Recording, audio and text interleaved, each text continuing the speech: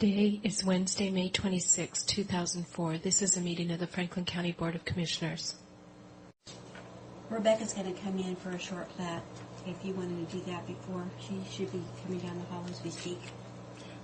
I don't know. We can go ahead and start. Okay. And then we can. We need short platter. Huh? We need short platter. Yeah. And then we can work around. I move for approval of the consent agenda. I second that motion. All in favor? Aye. Aye.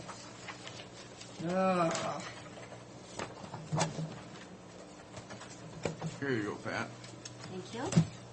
Oh, here's Rebecca. Here's Rebecca. Okay. You want to go ahead and do the short plat while I'm trying to figure out what I'm doing here?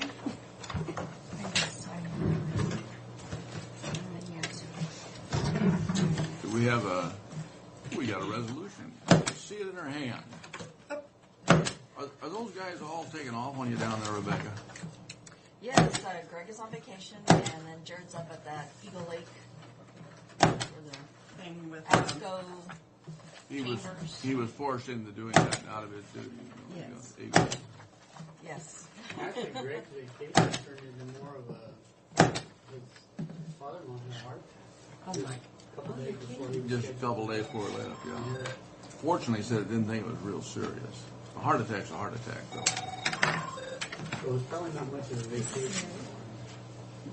Well, they hadn't seen the little baby since she was a day old. Do you have a resolution or something? Yes, we do. Bobby Littrell is returning her call. Do you want to take it? I'll call her back. He'll call her back. Thanks. This is a short plat for Brent Hyan. He has met all his conditions for the preliminary short plat. I was threatened never to write on these again. What's our resolution number? 264. 2000 I move the approval of resolution 2004-264 as specified. All in favor? Aye. Aye. I'll second the motion then. I did it before we got a second. Here.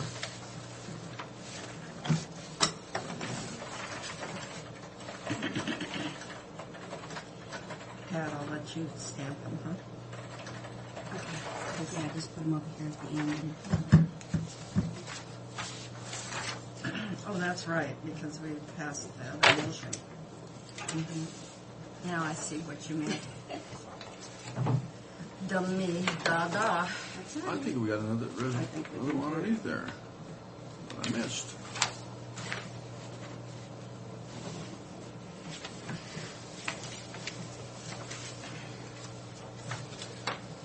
Boy, I'll be glad to go to the eye doctor tomorrow. My eyes are itching till I scratch until they're almost swollen shut. What do you have? Some kind of an eye infection? Or? Well, just, I don't know what it is, Frank. Maybe it's my makeup, but I can't give up my makeup. I went through that after I'd been on a plane. I know. And, boy, I was that way for 2 weeks. God, they were terrible. What do we have here? Consent agenda. Just This consent agenda. All right.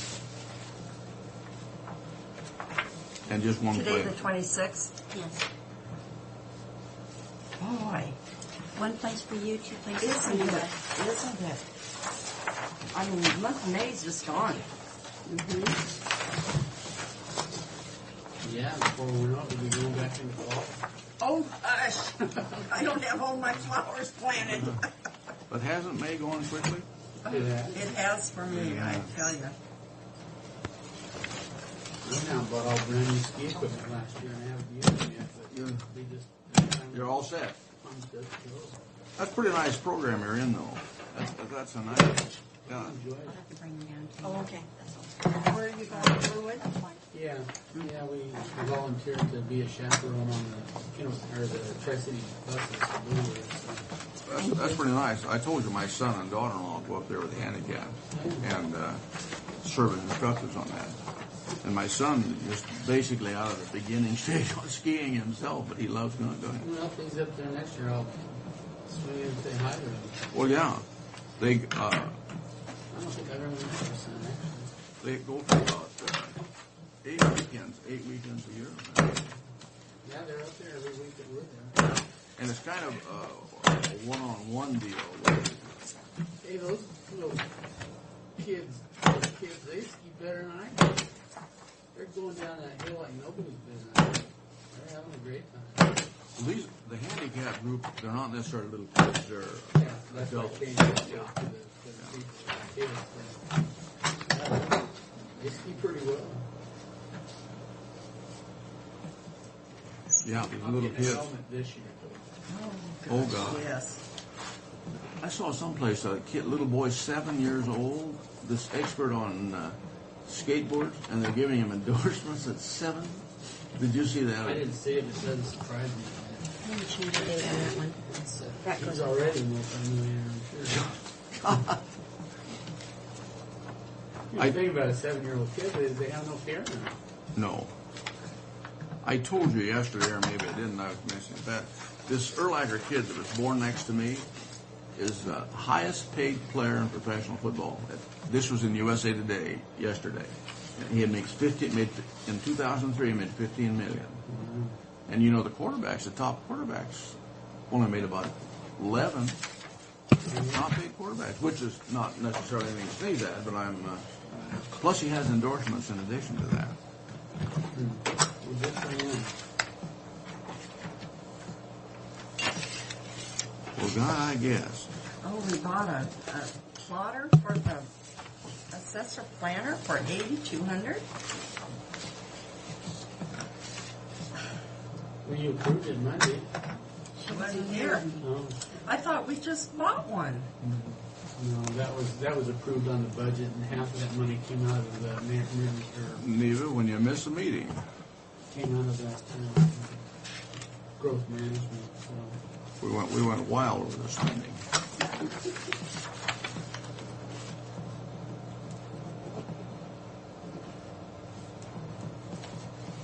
No, we discussed that some time back.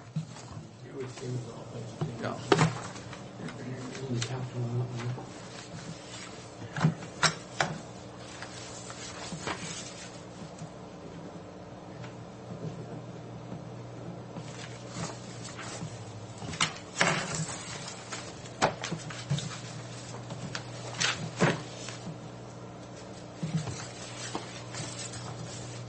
Yeah, the Erlacher boy's family is all here, including his dad.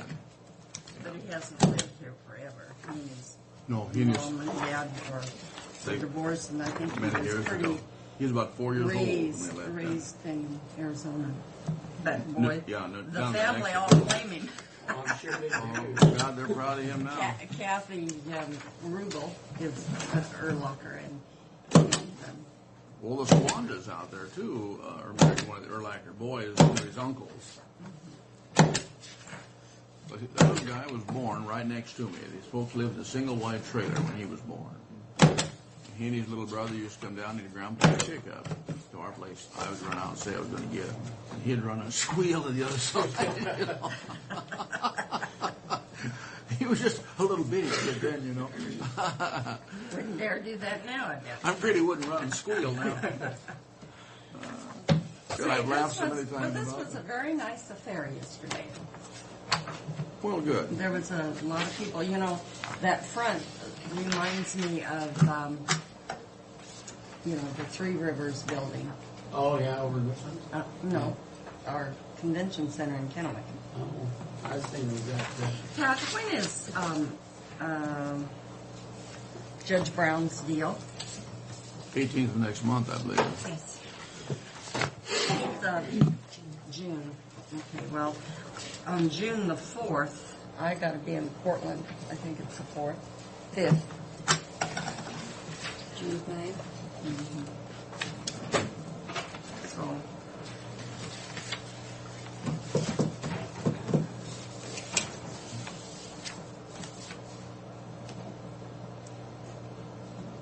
who signed in my spot? Did I sign in your spot? No, Benton County. Benton County. So, Frank, you don't have to feel bad anymore when you sign in Benton County. I generally muff it when just the pressure of being on the same document was about more than I can take. Well, these sign in your spot more than you sign in theirs, so. Did you see where Rebecca Francic is running for senator? Yeah, Mike Hewitt at the breakfast yesterday, Mike Hewitt came up and talked to me. He said, God, I thought she was a Republican. And I said, well, no. But that's not even the issue. You know, she's got a family here, still raising a family. Well, good morning. The whole crew this morning. Good for us. The worst thing that could happen to Rebecca is she'd win, really. He said, well, if you have any influence, why don't you talk her out of it? And I said, I don't have. For our nursing program in jail? No, still the same. Did you see where Gary Crutchfield's family contributed $100,000? Wasn't that nice? That was really nice, yeah.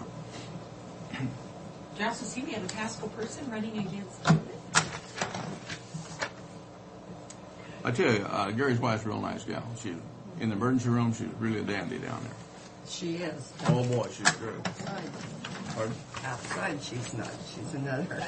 Is that like him? So I started working part-time in 56. How old were you at that time? I was 18. 14. She was 5. 12. She was just born. No, I now worked in Ellensburg. It started in 83. I move for the approval of vouchers as listed. Payroll. Payroll vouchers as listed. Do you have that, Mary? Yes. What a group. kind of sloppy. Efficient group. God, I do my best and I Motion. get criticized. Now I have to second that motion, huh? Yes. Okay, second. All in favor? Aye. Aye. When she's here a little longer, she'll understand how this works. Oh, Lordy. Now, Pat, I was only gone 2 days. What can I say? That'll teach you neither to be gone that long. You had other things on your mind and you didn't want to read your mail. No, I didn't read them yesterday. My eyes were hurting me too bad. And Fred upset me. Fred has a way of doing that, I tell you. He's improving a little bit. Fred, I always thought you were a nice guy. Yesterday was not a good day. I was on overload. Oh, I had that itchy eye thing when I got back from the last plane trip, and it bothered me for some Well, time. it could have been because I was on the plane too, but I move for approval of expenditures for current expense, courthouse renovation, and auditor O&M as specified. I'll second the motion. All in favor? Aye. Aye.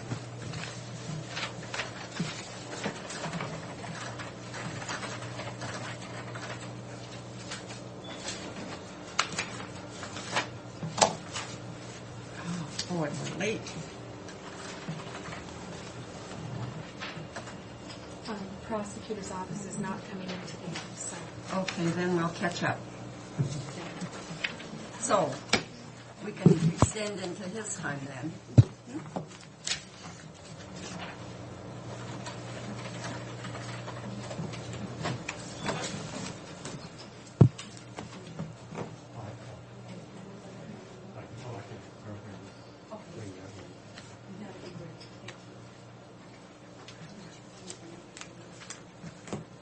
I'm just going to stand. Yeah. Yeah, we're in good shape.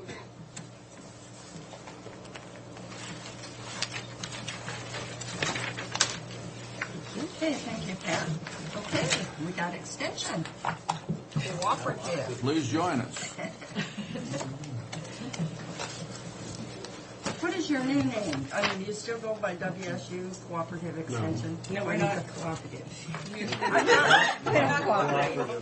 How come? Don't you cooperate with us? And They got to be Yes. on it. so we're I just thought it gonna- sounded I'm sorry. old.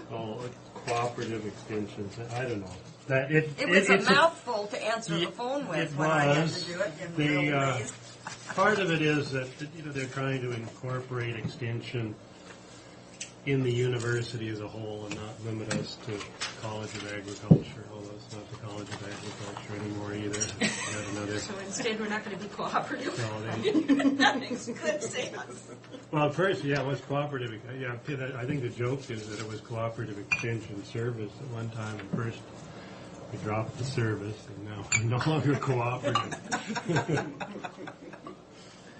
But Your official title now is WSU Extension. just Just extension, period. cross out the cooperative. Cooperative no longer applies. But as you can see, I'm not alone today, and I was wondering. Yeah.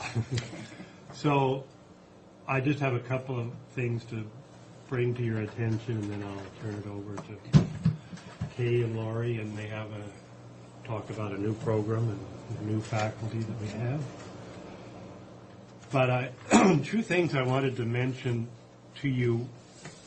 Of course, one is just because of this rain, Tim is out looking at alfalfa fields. It's sort of been a disaster for alfalfa growers, unable to harvest that first cutting. So he's out seeing what he can do and talking to the USDA people about insurance or some sort of disaster to help the growers.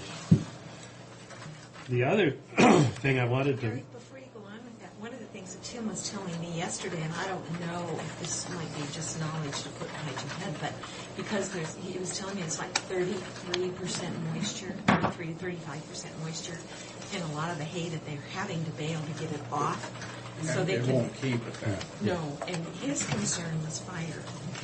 So just so you have heads up, he's been trying to tell him and told me not to stack it, to kind of keep it individually so the heat can dissipate some. And that's such good advice. We had a situation, young fellow has my place rented. They had tarp that came in last night and covered it. And I thought, oh, gee, they shouldn't have done that, because it can't breathe. Mm-hmm. It can't breathe. And hay's got to be really dry to put those tarps on it. Well, that was one of the cautions that Tim was talking to me about yesterday, and I don't know if that's probably just good knowledge to have. You bet. That's good information. Well, I wonder if we should pass it on to our fire marshal and he go out and talk to the farmers about it. It was in the stack. They should jerk those tarps off if they got them on. Maybe what we need to do is ask him to come in and talk to you about that first, and then let you guys together decide who should be doing that. Okay. Anybody like any coffee? It's going to be ongoing for a while, I'll tell you. Yeah, Tim was Still saying that raining out. he knew several farmers that were putting them in those 100-pound bales? Big bales. The great big bales, and they were baling slugs and everything just to get it off so they could get that second cutting. Because now it's all coming up through it. Yeah. Just like we used to put up hay years ago, there was this guy. It's got a value to it. It's got a value, but less value. Okay, and your Okay, next the other one, I'm less familiar with this, but we at our faculty meeting last week, it was brought to our attention that WSU Extension is working with the WASAC to co-sponsor one of the CPO trainings. And I think you get announcements on those. Mm-hmm. This will be a different series that's being sort of underwritten by WSU, and it will be in the Tri-Cities. They needed to get a different series because there's so much of it we already have, and of the core programs. So. Well, it is planned for July 15th here in the Tri-Cities. July 15th? July 15th. Is it going to be core or elective? That I'm not sure. I have a tentative schedule for it, a tentative agenda for it. But it's being I guess even the cost is being underwritten by WSU, and so it's $60 instead of $120. And they're trying to get commissioners and elected officials to attend. So If it's not on a meeting, we'll have to. I'm sure that we will attend here. At least I certainly will. okay, Yeah. I'll probably go along as well, since it's something I used to learn about. So I made some copies of the, this is just the, as I say, this is a draft agenda, but just so you have a notice, and it didn't actually give the date on it, but I wrote July 15th. Well, that's a good time. It's a good time. Okay. You can, if you wanted to keep those and distribute them to other people. Yeah, I've got I an made extra neighbor. extra copies. And I looked, they said to refer to there's a web page that should have this information, but when I looked, it only had the date. I didn't have any details. They've got a underneath. new person out of Wasack, Dima Harris. She was from Yakima County, and then she retired. And she's very good. Okay. And so I can't tell you who the new person is. So if there'll be a group going from Franklin County, then I'll be happy to join. Yeah, I'm sure. Oh, yeah, something you bet here locally. Okay. Sure. And that was just what I wanted you They've to be got one aware at the of. next Wasack conference, but it makes a 4-day conference for us. If you go to the, that makes a long shot when you go for one. Yeah. And WSU, I guess, is putting together some information on some of the initiatives that are coming up, and so as I get that, I'll pass that along to you. And it's, you read at the bottom of all the material they're putting together. I mean, the university doesn't take a stand on this, but they're trying to give educational Yes. material on some of these key You haven't initiatives. settled on the spot to have it yet here. I haven't seen it yet. I would hope that's a track, but I don't know. Amerisweet would sure be a nice spot. Yeah. Have you been through that hotel? It is absolutely gorgeous. The artwork takes special attention to that. Yeah, because that it's is beautiful. VJ would be pleased to show you through, I want to tell you. Yeah, for my January potato workshop, that's where they rather than at track, they asked us to go to be in the Maris Suite. And- Well, We're see, and that's managing in the coordination Yeah. with track, and then we'll cater the lunch or Yeah. whatever. But It's, they said, yeah, that was when they were just So building it. Do they have good breakout rooms there? oh, 'Cause that's- wonderful. Okay. Yeah, I they're need to really go. set up. They have Because that's nice always the breakout problem, rooms. trying to go to track. Well, we're going to have more breakout rooms with the existing what we have at track, plus the Maris Suites, and they're going to have at the convention center. No, that's is the problem with track because we don't have enough breakout rooms. But with the two of them With the together, two I of them. think that will really be Oh, workable. good. And we're going to coordinate that with the owner. I mean, it's a cooperation between track and the hotel. So, and it's a beautiful hotel. Maureen, if you know I've been Maureen there. Sullivan, she used to be Maureen Sullivan. I'm not sure what's Maureen's last Vincent. name. Pardon? Vincent. Vincent now Mark is Vincent. one that'll be coordinating that for us at track. Oh, good. Yeah, we're fortunate to have her. She hasn't been with us very long. She came from Tri-Cities Visitor and Convention. Convention Bureau. Oh, good. She'll have great And then experience. the manager of the hotel is from there too. Yeah, they both came I to the same can't think spot. of her yeah. name. Someone I'm not, no, well, we're Michelle. on track, but Her name is Michelle. I don't know her last name. I should write it down. If I write a name down anymore, I'll remember. Okay. And that's that's it for me. On to new things. Well, we want to introduce to you Vicki Poppenfuss. Fuss, I'll get it right. Poppenfuss. Poppenfuss. How do you pronounce that? Poppenfuss. Poppenfuss. I've known her for 20 years, but I've always called her the wrong name until we hired her. So now I have to retrain my brain, you know, Lori and I have the RAP grant, which is the after-school program grant, and we had Brandy Rhinos in here for a year, and then Brandy just quit and went to the Boys and Girls Club full-time. Oh. And, you know, she was working for us and the Boys and Girls Club, and they offered her more hours and childcare, and we couldn't compete. Yeah. So, but we feel very blessed because we were able to hire Vicki. Vicki's been in childcare for 20 years. A while. Maybe a little bit more. As a center owner and a homeowner, so she really knows a lot about the business and is well known in the community, in the child care community. So we feel real good that we were able to. Are you native here, Vicki, or are you? Originally, Boise, Idaho is where I was from, but I have been here since I was 19. And she's 20 now. Well, that's not very long. And I'm 21. You see how it works here. I do. Let's just say I've been more here than I was in Idaho, so. But we feel that there's been some really great things happen with this program.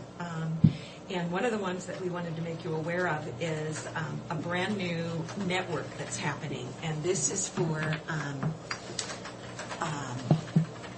just started with doing some strategic planning for across the state. Schools Out Washington is our grantor.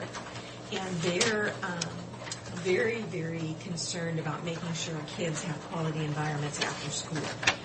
And so they're putting together a statewide effort to try to look at very carefully what are the needs and then how might we meet those needs with after-school programs across the state. And we've done one strategic planning meeting here, and Vicki and Lori and I will be involved in 2 more that are going to happen. And hopefully then come out with a plan. And that plan, I'm sure, will be submitted to the legislature in form of some legislation for after-school programming this next year. What about, the school, when school's on, they have the meal program, breakfast and lunch. And there was a survey, or I don't know how they determined it, but there were several children that lost 10 pounds or more over the Christmas vacation. Because of the school, they didn't have the school lunch program and breakfast. Our little church adopted 6 families for the spring vacation break because we didn't want that to happen. I mean, I guess the most severe. And, but, it's just inconceivably. So what are they going to do for the summer? There are programs in place for the summer. Oh, okay. And then we actually have a piece of some of that with the RAP grant because that's what I was wondering. It's called Feed Your Brain. Our part is called Feed Your Brain. Yeah, well, sure. The state comes in and feeds the body, and then Vicki will be actually doing a couple of site visits to those locations because Schools Out Washington provided some money for more mind-brain enriching when the kids come in to get their meal. Where will they have the meals in the summertime? Do you know? Well, they have them at the parks. I mean, I think they're set up at some of the parks, right? The big one that I know of is over at by the swimming pool, right. Memorial. In the building there, is that? That's where they've been in the past. Now I'm not sure this year. Well, that kind of covered staging area, but I don't know how well it's attended or how they get the kids there. Well, the kids know. You bet. That word spreads. Yeah. Little kid's hungry, he's going to remember that. That's for sure. Yeah. And it's been, it's been a number of years that they've been doing that. String who the woman was that finally got it passed here in Pasco. I can't you guys would know if I thought of it. Brain dead here. But, it's been going on for several years. So with your program, there would be some meals? No, we do the enrichment piece. Just the mental part, and then the others they site visiting to make sure that they're using those grant dollars for enrichment kinds of activities, along with the meals that they. So it's a good mix. Mm-hmm. So when they pull the kids in, they're also getting some activity that hopefully feeds their brain as well as their bodies. Because again, both go together. Yes, we know that if they aren't enriched during the summer, they go back to school and they're behind. It's an ongoing thing because they're either sitting in front of the TV or out. If they just turn that television set off for most kids, they'd be better off. Not that it doesn't do some good, but kids spend so much time studying, doing nothing else. It's bad overall. I think that's what the research is saying. Yeah. And people use it as a babysitter. But this after-school network, what we're hoping to do is make more people aware of some of the issues involved with having quality environments for kids. And then I'm sure that down the line you may be asked to do some things with us along that line as elected officials. Oh, I should tell Neva. I submitted your name as their schools at Washington was looking for a panel of 50 across the state of high-profile people who have a heart for kids, and I was kind of in a I have to do this, get it to them, and move on to other jobs, and I sent them your name. So you are likely to get a letter, and I guess it's going to be from the Carrie Burgesson inviting people to come on this panel. And it's not time. They're asking really for your name and support more than your time. But I think perhaps in Neva's case, she'd probably like to lead a seminar. Oh, yeah, right. And not one for speeches. Oh. Well, we just wanted to make you aware that Vicki's on board. You'll see her around. What we're going to do is she'll probably be here a little bit more than Brandy was. And where is she going to be located? Because we've been through this before, haven't we? We're going to have that desk as you walk in the back door right here, where we give the pesticide exams. I'm going to share. There's a couple blocks for her, but most of the time she's out, so her office time is minimal. So we're going to try to have her in here on Mondays and Thursdays. And Thursdays, I yeah. think she decided. Well, it's nice. It's nice to have you with us, baby. well, it just seems like we got so much space in our outer area here. Why couldn't you have some kind of a little desk there? Oh, I think we're working out this. Okay, all right. They'll just not I won't schedule meddle. pesticides. I want to during ask you a that time. question before we finish. How is our wrestler doing, and what's the scholarship situation? He's doing real well. I just want him to graduate, which is coming up on the 5th. So he's going to Boise State. Is he getting a ride on Yes. his wrestling? Scholarship, and in fact, they got another good freshman because Tyler was going. So he already has impacted that program. Well, isn't that nice? Well, his record is fantastic, I think. He's going to go in July to Fargo with freestyle to try to be an All-American in all 3 styles. So that'll be quite He's going to go in freestyle. freestyle. Mm-hmm. So he's been at practice 4 nights a week. Does he ever talk about the Olympics? Not this one, but the next one. I think he's got aspirations there. Well, he's got a lot of. Where he went. Oh, where? The Olympic camp. Oh, he's going actually right after graduation to an Olympic training center in Alabama, and he'll be training with the Olympics. I bet he knows about Olympians. Rulon Gardner and the Sandersons He for sat sure. on the bench with them. Yeah. They both are going to make it now. They've already made it. We Yeah. watched that last weekend. So I was pleased to see Gardner come back and and Sanderson, yeah. So yeah. That's really nice. We're pleased to hear that. Yeah. That's real. Absolutely. Thank you. You bet. And make sure he says he's not from Pasco, but from Franklin County. Franklin when he's County. there. His mom works in Franklin Yeah. County. I'll make sure. Yeah. The only problem with that is how many Franklin counties are crossing. Yeah. Well, you have to toss Pasco in with it. How about Franklin County, Washington? Yeah. There you go. That's good. Not You got- DC, the state.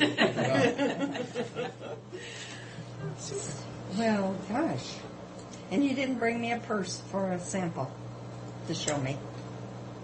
You know what? Those were some.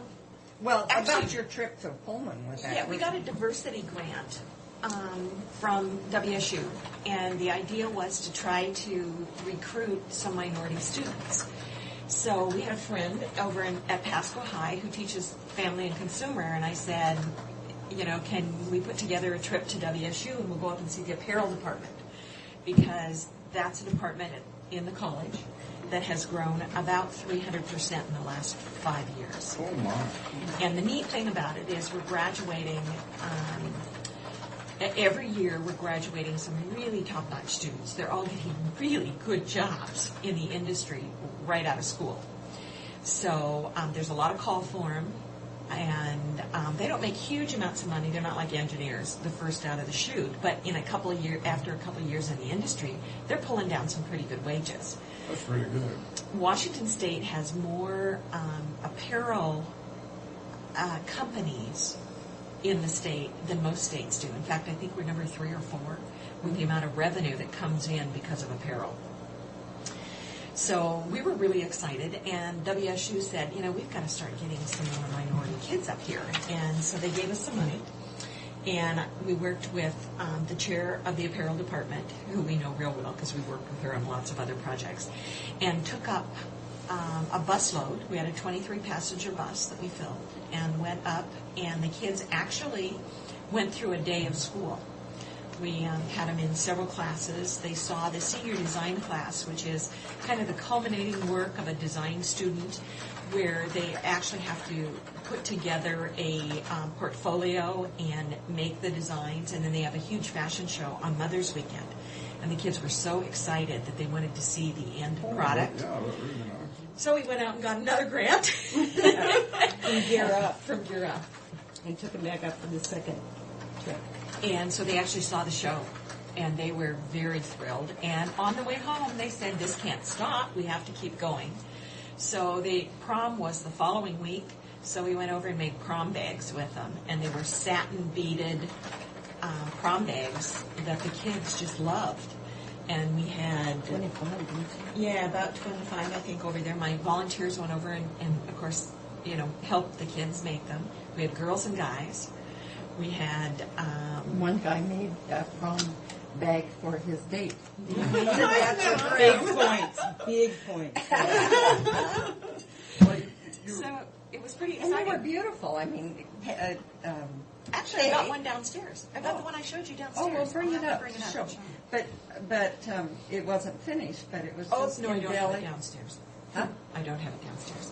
It was embellished, and I could see what it was going to look like. It was just darling. They did White ribbon satin. roses and That's really beads nice. They're and- capable of doing that. Now tell me, when they come out of these graduating, what kind of money would they start at? Do you know? I'm thinking of one girl last year who graduated, and she came out working for Eddie Bauer, and I think she was getting 32. Right out of That's school? better than a first-year teacher, I Oh think. my! I think that's real good. You bet. Now, that's probably on the high end what a lot of them get. I think probably 25 to 28 is probably more like it. But Starting, that's still not too bad though. We're well, starting. just to give you an example, we had a job description that came over the web for a position in New York. Now, this is New York City. But they wanted 10 years experience sourcing, which is, find me the pieces for this garment anywhere in the world that you can find it. That happened to be in the sourcing department where this young woman that went that got $32,000 at Eddie Bauer. But the salary on that was $105 with 10 years experience. I didn't think that was bad. But going to New York City would be not my probably first choice. But those kinds of jobs are out there. But we had a friend who had taken some of these type of classes here, a gal named Donna Thorne. Oh, yeah. Oh, I know Did you Donna. Okay, Donna she was going to go with a chance of going with the FBI. She You did. know, She did. Oh, did Donna go with them? Okay, but it was something to do with design based on her background. Yep. I wrote her a letter of recommendation for that job. Okay, that was Yeah. good. She was. She's married now. We know that, yeah. Yeah. We went to her daughter's wedding here in Bend City, and Oh, I did too. okay, we must have seen each other. I helped her design that dress. Okay. Yeah, You know the Donna's story, done but- wonderfully. Yeah, Donna was really a go-getter on that too. Yeah. Yeah, no, she's working for the FBI right now, unless I haven't gotten the latest. Oh, she is now. Yeah, she left her job at Syracuse, New York, Yeah. and moved down to the D.C. area. And it's the last I talked to her, and it's been a while since I talked to her. It was only 30 hours a week, so I kept encouraging Well, there her. were to start. disadvantages, but I don't know She how many travels all people over she the had world. to compete against to get that job. Took her 2 years. Yeah. And how many failed lie detector tests? Yeah. I hadn't realized that. She was telling me that. Do you know the story behind that? She failed 2 of them. And when she walked out, she said she was so intimidated by, she said, I just told him my whole life story, but she said it was all the truth. I still flunked. Hey, when was the last time you heard from Donna? I bet it was Christmas. Oh, my wife would take it to hear that. Oh, you know, I need to get a hold of her again and just kind of find out how she's doing, because I haven't talked to her for a while. Oh, yeah, my wife would take it to hear that. Yeah, but she's been traveling all over the world. She was telling me about a trip she'd gone to Afghanistan. And You could strike that one. well, she said it was scary Oh, because you know what they were doing was she was researching garb. Yeah, she In those designing for the FBI. Well, she doesn't tell you a whole lot. Yeah. She can't, or she'd have to kill you. Yeah, that's what she said. But yeah, she called me, the last time I heard from her, she called me to find out about Velcro. They were looking for somebody to design, you know, Velcro that you pull Yeah. apart, what makes a horrible noise. The FBI Silent was Velcro. looking for somebody that could make silent Velcro. But those are the kinds of jobs that are out there for people that have really good, And Donna made big bucks in that job, I don't have really good skills in those areas. And, you know, those skills they're not being encouraged in in high schools Well, anymore. now, is Thorne her maiden name? No, it's her first husband. She and her first husband got divorced. They bought a farm out near me, and she was in a... Brown is her maiden name. That's right, Brown. And, in fact, they made a trip to Switzerland. Or Sweden, I guess it was. They were in Sweden. They were there for a year. And the kids both learned the language fluently. They could speak it when they came back here. Wow. Yeah. They've had her former husband was a hydrologist for Mattel. He's still in the area here. Yes. Yes, he is. What's his first name? Paul. Paul Thorne. Paul Thorne. They had a kind of a berry ranch farm out on Cherry. It was off Cherry Drive. Yeah. But they built the house. They were a member of the Habitat for Humanity. They helped build houses, and they built their own house out there. Big house, yeah.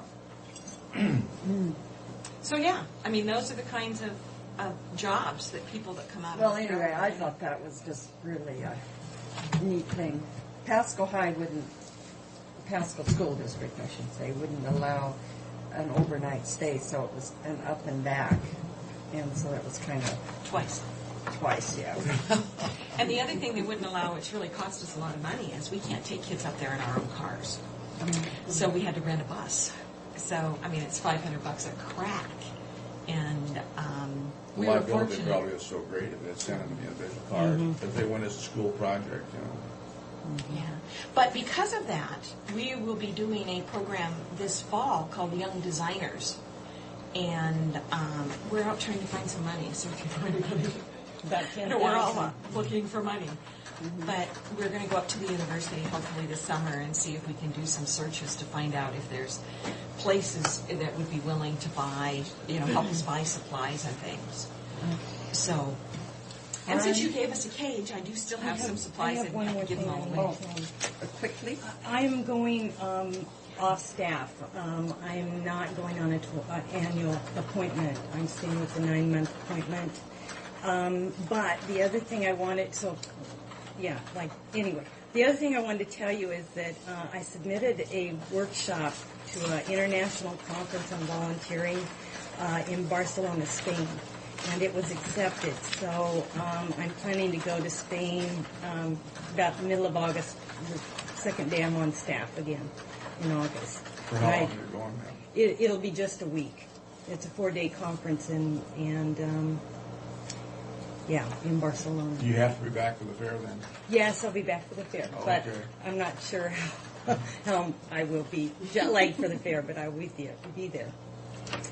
So anyway, I wanted to let you know because I probably won't see you between now and then. Are you going to get to see any side trips? We're going to take an extra 2 days and go see a little bit. Yeah, but I'm excited. Tell her 2 days is enough.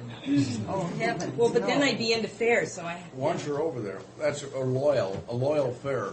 Right there. Well, thank you very much. Thank you. It's nice Welcome meeting you. to be on board.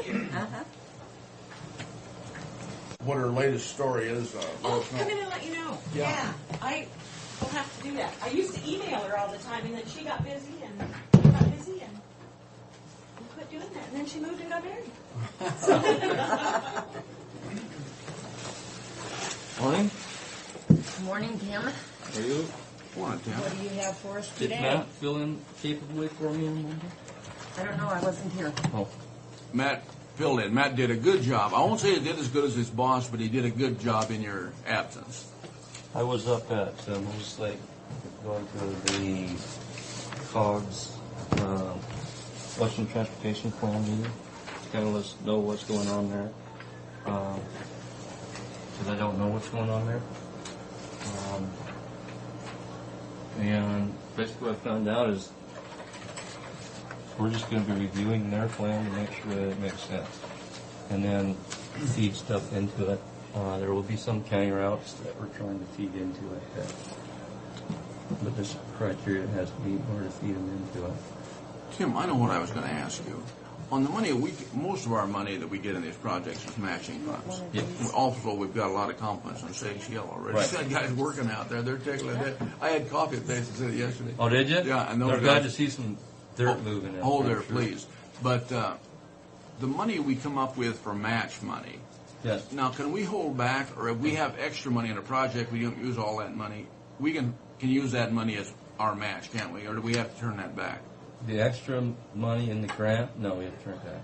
You have to turn it back. There's no way. It has to be used on that specific It project. has to be used. There's no way we can pick up that grant money extra to use for some other project. So the money that we use as match money has to be money that comes from local taxes here.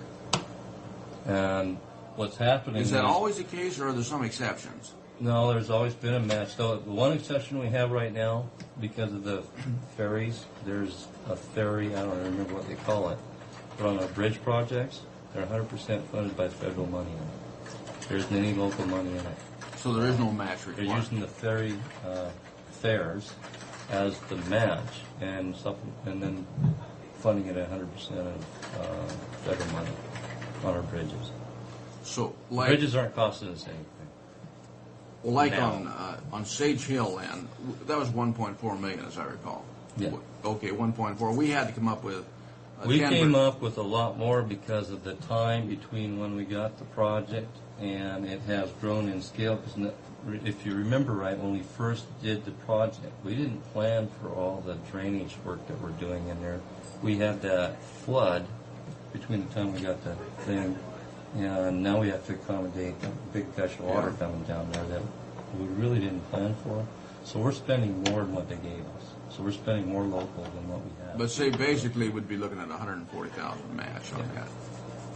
Okay, but we're Basically, but we're probably putting more like 400,000. Oh, we are in that. But we're using our CAP funds for a portion of it, which CAP funds can be used to resurface existing arterial roads. Okay, we can shift those on there. That's what we've done. And the CAP, what's the CAP is the acronym for? County Arterial Preservation Program. Okay. But it's specific. that- You can only use it on arterial routes. You can't use it on local roads. But that's what we're doing up there, though. We're going to be resurfacing. Rather than doing, normally we do a structural overlay project, so we make another piece of all-weather road. What we've done is we said, okay, we're going to take that money, we're going to put it on Sage Hill this year. And that's what we're doing. And that'll be an all-weather road. Oh, yeah. So And we're that having to use ties, it as the match rather than doing a separate project. but that ties in with that only stretch we have left. It wasn't all weather from there to the highway up Yes. there. What's the number of the highway? R170. Up to R170. R170. Well, that's R170. We'll be from 17 all the way through R170 and then up Sage Hill up to Yeah. Hendricks. But no, that's R170 we're on. Right. From R170. What I'm speaking on the other end, what's the highway up there? Oh, that's 26? No, it's 24. 20. Yeah, that's what I was at. 24 to go to. So that's the only part. And We'll that- we'll have an all-weather loop. You can take R170 through Basin City from 17 over the top. to Sage Hill, up Sage Hill, across Hendricks, all the way up to 24, and it's all weather.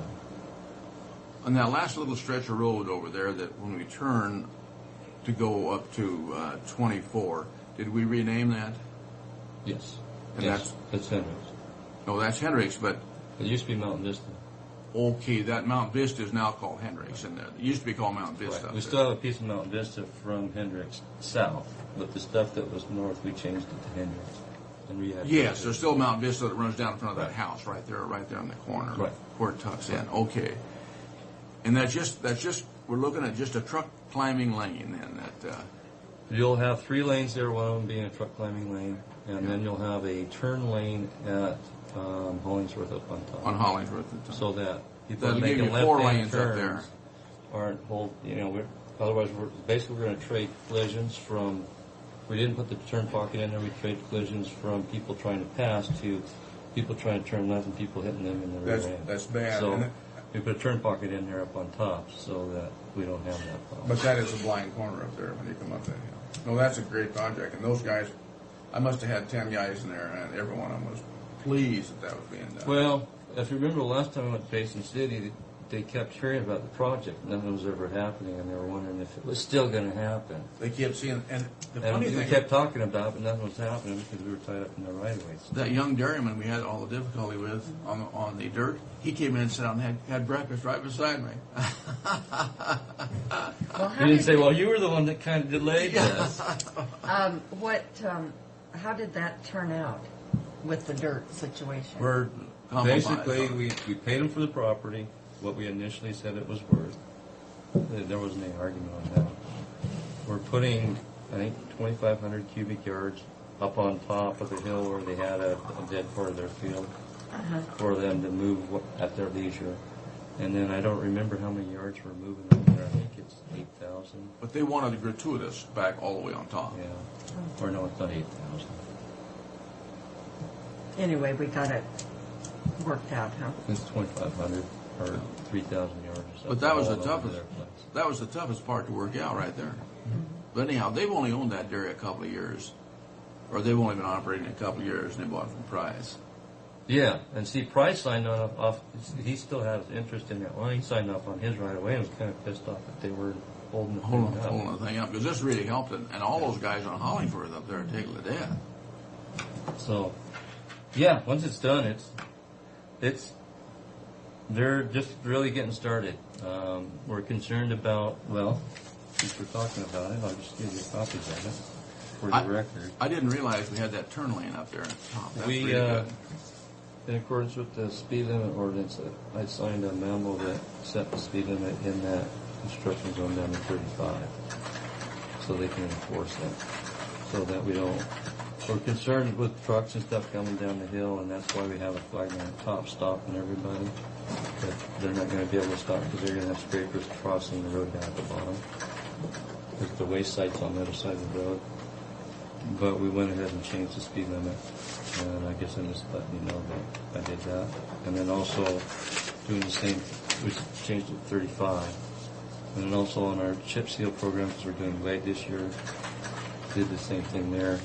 It will only be 35 when there's fresh oil and loose gravel on the road. Once it's swept, we'll pull the 35 on. Yeah, once after it makes a lot of difference. So if you can keep those guys down to 30, we had a lot of complaints last time, and we shouldn't have, because they should be tickled they weren't getting the windshield broken. And then we're we're attempting to coordinate the striping to be a lot quicker than have it over on table clouds. But that didn't turn out too bad, really. That didn't turn out too No, bad. you put those reflector things in there. Those were pretty good, especially at night. They had a problem with the striping machine or something that held it back. Right. But that got on there quick after they were done. Yeah, it didn't take long.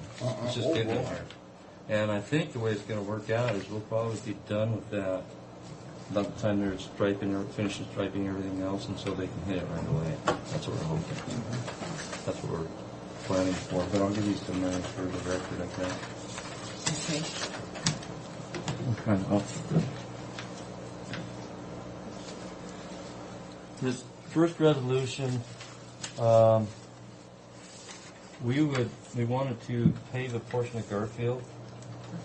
You'll get some resistance on that. We will. I'm just Basically, it's if you've ever been on Garfield, we've done the intersection approach, and we've got this 65 half mile Mary. in between in places. Yes. Well, this is one. It's basically the first one we're looking at doing, and the reason we're going to do it is it's the easiest one to do. The width is there, the rock's there. We just need to shoot it, and it's going to cost $20,000 to do it under the miscellaneous item we have in our annual cost. And that'll get another half mile. Hey, that's great. I move with approval of resolution 2004-265 as specified. All in favor? Aye. Second, And all in relatively favor? inexpensive, so. On Garf, when you go up on Garfield, that's a little different because there are 2 or 3 crossroads there, Right. and you've got all those, so it won't take as much to do that. No, basically you got, I don't remember what, I think it's Russell, one end of it, and, Russell's the one that comes out on Glade before you get to Basin City. right, that's the piece south of there, I think it's the piece we had. Okay. And the reason, like I said, because it's flat, you can see from one end to the other, there's no grade work to do. All we had to do is add some rock and shoot it. And that's what we're doing. And that's why it's so cheap.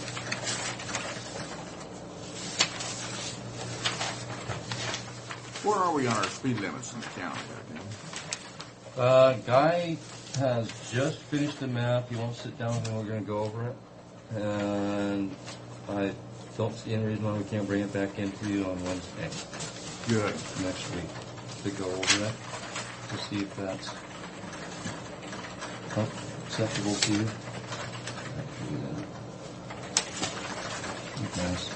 Huh? You've done some pictures, Oh, pictures. and that's the CD, and Oh, my. we'll give you some additional pictures in the CD, I guess. That's, oh, I was thinking it was from our big courthouse. Your church. Yeah, isn't that something? I want to frame that. That's a nice picture. That's before the addition. So this was in the early 40s. Oh my God. What's the other one? Just copies of it. Same thing. Huh? But I got one at the courthouse just like this. Isn't that nice? In the Yeah. snow like this. And it's Yeah. just beautiful. But Jackie has my original. This is And I'm going to make some nice copies for... a request for a waiver of the park fees for Kings Point Christian School. I move the waiver of park fees for Kings Point Christian School as specified. All in favor? Or second, all in favor? Aye. He always responsibility needs. I know, and I have to second, and then I have to call for the vote, and God. it's just terrible.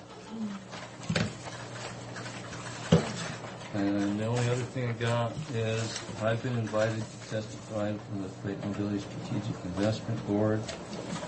I guess the question I have is, with particularly the Washington Transportation Plan, there'll probably be requested to do this more often. Is that something you want me to check with you before I do, or just go do No, it? I think that's a nice compliment that you've been invited to do that. Can this be to your advantage to do that? Yes. But at this point in time with the transportation plan, what I'm pushing is the all-weather system on county roads, on the arterial route. And that's They good. need to be accounted for. Our RTPO is going through a process now. We need to elevate that as far as, if you can't get to the state highway, it don't matter what capacity state highways have. This is right. No, I think that's all weather roads are so And important. that's my main emphasis in going to it. So, or that's what I will stress. You need some action by us here, or just No, consensus I just, that we support it? if it's a consensus that I can use my own judgment on which ones to. You've got consensus here. Absolutely. I'll use that. That's it. Okay. Good. So I just want to say again that Sage Hill Road is received well out in Basin City. Good. I wish we could have done it 3 or 4 years ago, but well, first, we had it pretty well designed up, and then the flood came. So we had to start over. Because it pretty well changed all the terrain up. Mary, and then here's put a the S. pretty big ditch that was Oh, yeah. 20 feet wide and Do that. 15 feet deep right along the edge of the road. And we said, okay, we don't want to build this new one and have the same thing happen to it. So we had to design some kind of a Take care of system the to water. carry the water down. That increased the Kind of like cost. Klamath. We had the same But thing at Klamath. wasn't that kind of a blessing in disguise? Yes. Because if you'd have built it and then It would have had it, happened. Oh, yeah. then we'd have ruined our new road. Yep. So, yeah. No, it turned out for the best, yeah. Okay, Becky. Well, we can get started with you. I don't have copies for you though. Please? Well, see, we're getting out pretty early, so we could go ahead and have We're coming in good shape. Fred. And I don't know if he's got very much. Probably won't have He too was much tearing today. his hair out yesterday. I think- I was trying to figure out their chart and where the money was, and he said, well, he had Bridget do it that way, and then he was trying to figure out why, and Well, I think we got pretty well resolved what we can do on this thing, Neva, and not change anything. Brian's going to come in with some functions that we can do without changing anything that's going to be major. Come on, Ray. Ray and Becky.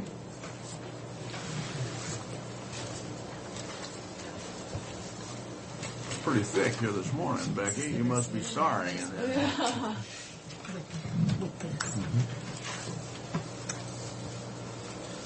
have that right here for you.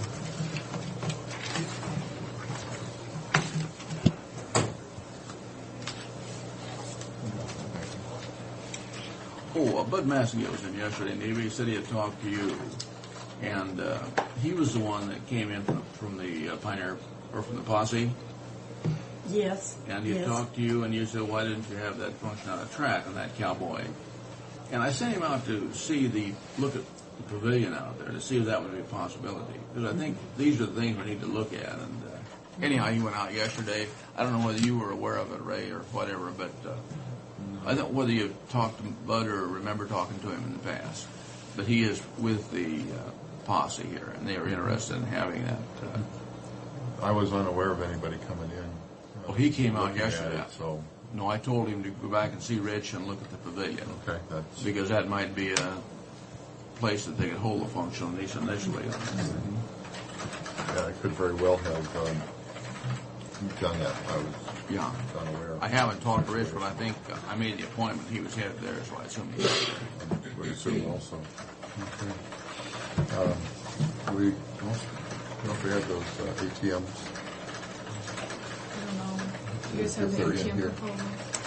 Do we have them? Mary, do we have any ATM? Yes. Okay, we do have some. Okay, very good. All right, event update. Last week we had, Battelle had a teachers conference in our Sports Hall of Fame room. It was 95 people. We had Basco High School, or the whole school district band festival. We had 2,200 people come through. That's a pretty good number. Yeah, it was. It was a nice event. It was during a downpour. It created some problems there from that drainage out in front. But We were getting it's water so much building. water dumped at once. Yeah. The drains couldn't hold it all.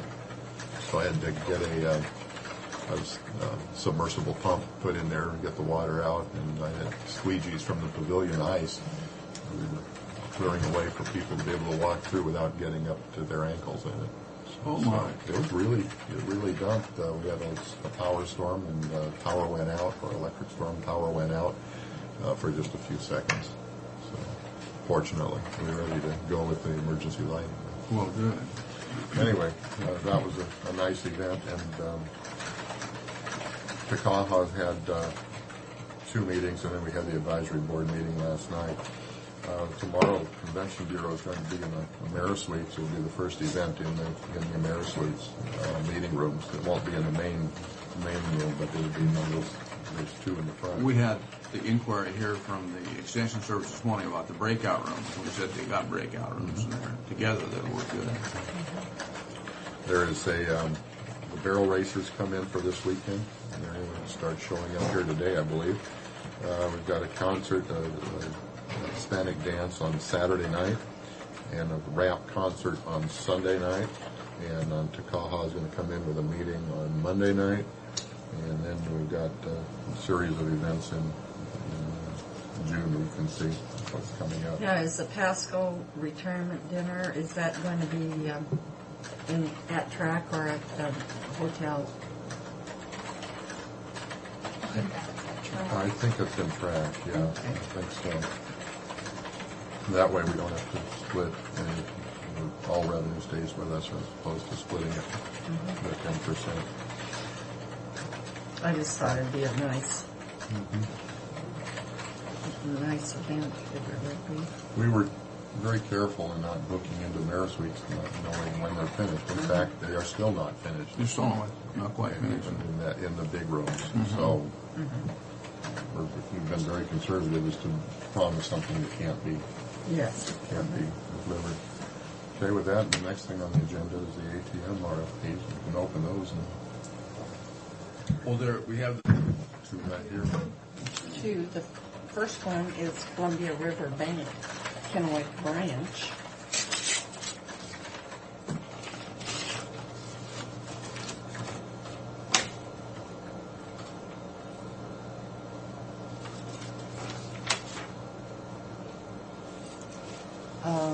Fred, do you? I don't know anything Let's about. go. Let Ray look at those. Well, Columbia River Bank is the from Kennewick Branch, as came from, and they would like to put, it's headquartered in the Dalles. As I understand, that's the company that's going to be putting a branch out by the Cousins Restaurant, and they'll install a machine. The cost to the user will be $2.75 per transaction, and the track will be getting 20 cents per surcharge for that. What was it? How much? $2.75. $2.75 per transaction. Which is cheaper than most because it's usually $5 Is that right? or 20. They charge that much for a transaction? Yeah, Oh, you yeah. don't want to go to the cash machine if you can help it. Oh my God. And again, track would get 20 cents surcharge, and the location, we need to have a line there, and location, track will maintain a deposit account with Columbia for deposit of earned income. Let's see about that. Work with E-Trade to correct minor machine problems, including cash default. We might run into problems with that. We might. Owner of the machine will monitor and maintain cash supply for the machine. That's Columbia River Bank. And they will also maintain cleanliness and appearance, and duration will be for 3 years, the date of installation. So we'll go through this and check to see if there's any other issues with that. Okay, the next one is from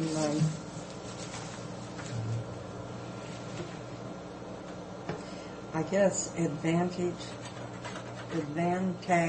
ATM placement of Boise, Idaho.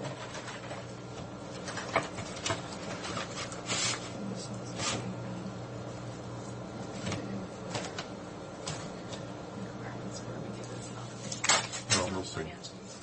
We'll see. Pardon? We required that it would be a financial institution, not a private individual. There are some issues with private individuals' machines, and we specified that it needed to be a financial institution.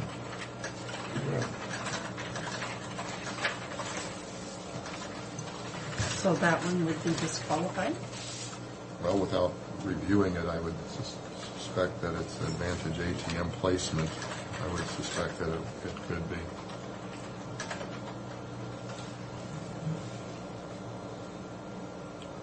They're saying that they will charge $1.75 per surcharge, and the customer is not charged a fee for checking, transfer funds. Surcharge of $1.75 is national average.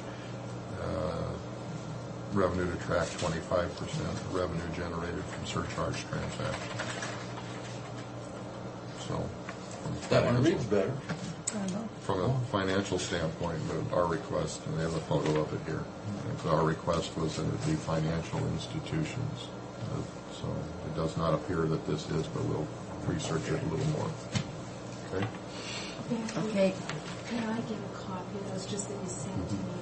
It's, I would normally need it, but they're so unusual to do them as it's not together. In Okay. fact, you could do it right now. Maybe have Pat come in and do them for you, Mary, so you can continue. Okay, then we go to the, when you'll come back, what, next week? Next week. On Wednesday. All right. Well, I better state that for Mary.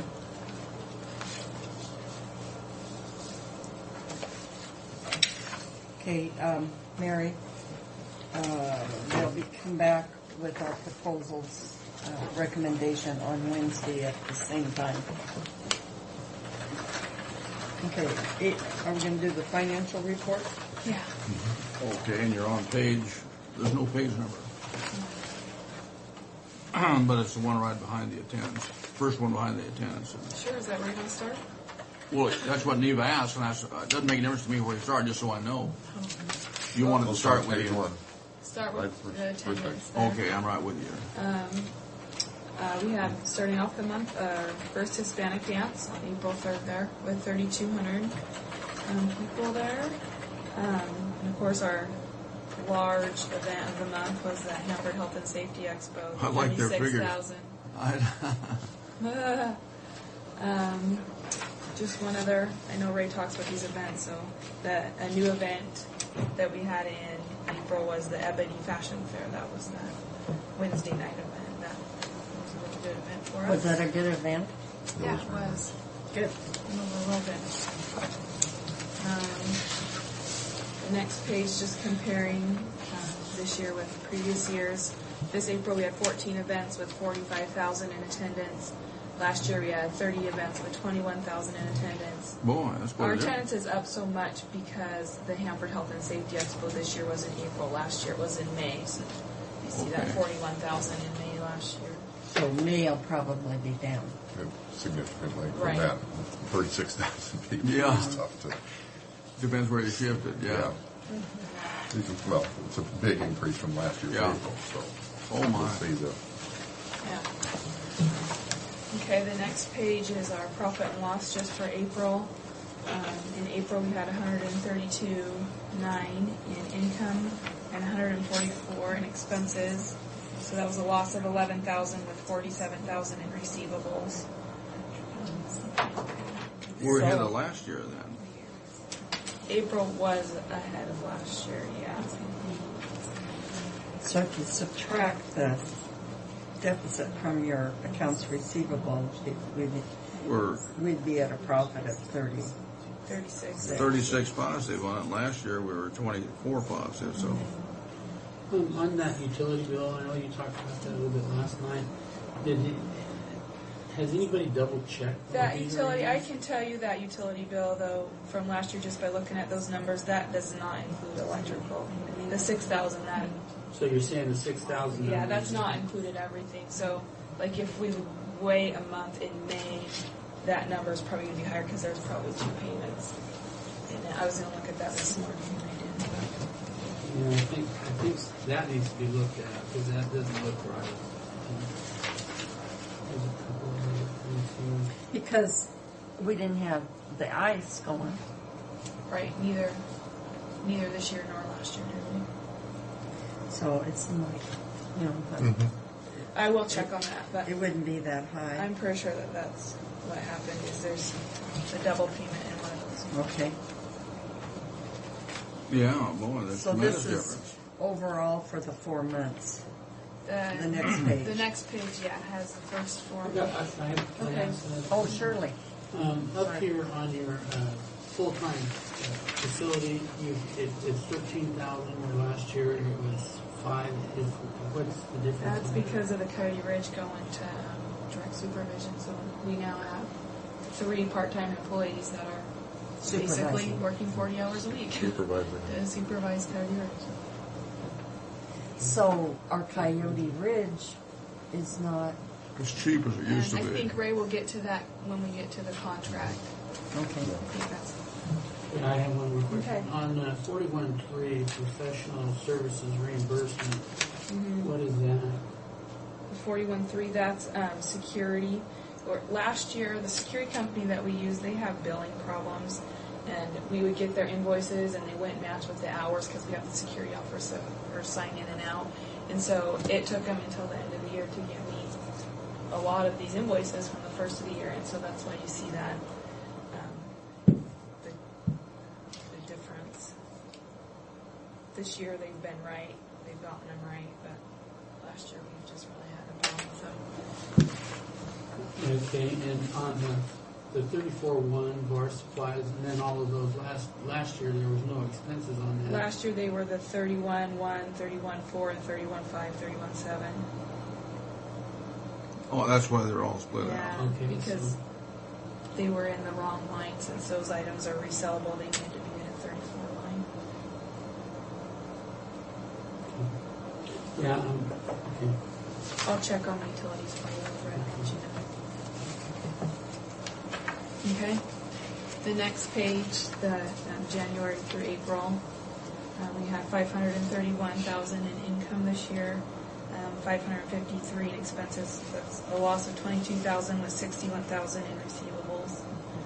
That would take you, if you add back in those receivables, to 39,891 positive.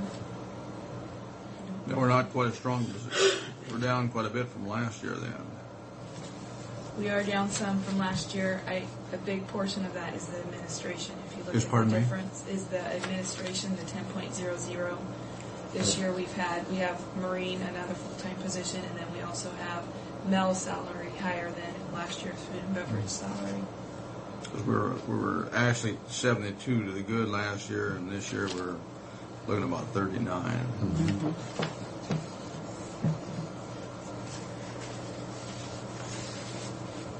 Okay. The next page is the food and beverage profit and loss. April they brought in $43,000 and 26,000 in expenses, so they had a net income of 17,000, which is a 39.6% profit margin. So. The food and beverage has been good for us, period. hasn't it? Yeah, it's been a strong month. It takes them to a 31.8% profit margin for the year. So Oh, yeah, that's good. right in where we budgeted. We haven't quite reached Judy Chopping's predictions yet. Would it be too much trouble to ask that, since last year we had such a, our food and beverage was having such trouble, to do a comparison of last year's If I can January, get on there. February, March, and just like you do in the Yeah, previous sure. year. So we can see, especially with the Mayor Suites coming on, so we can see how our, based on the hotel, how this has increased, Yeah. how it's. That really helps to look at it and makes it easy. Well, you can see somewhat on this the page right before that. If you want to go back one page, under the income side, under 362.80, food and beverage. This year we're at 155,783, and last year we were at 112,879. 36,280. So I think that under the Quite a income, difference, under yeah. the income, you can see the difference that Mel's made as far as About 40. the income side. About 43,000 difference in there. To 38%. Yeah. And that is with, Hispanic dances haven't happened yet. In the past, we've had those before, and the bar from those are very, very good. So what I'm saying is that That's significant. it's a significant increase. In that And period of time. We're trying to get an efficiency in his staffing. The more his staff works, the more efficient they're going to be. And he's been training them very significantly. And he works with so much part-time help. It's all part-time. And it makes it difficult to. But he did have some long-term people that, at the different events that I attended, they were the same faces. Same people that were, There are some, but for the most part, it's pretty much been a new operation. For example, this past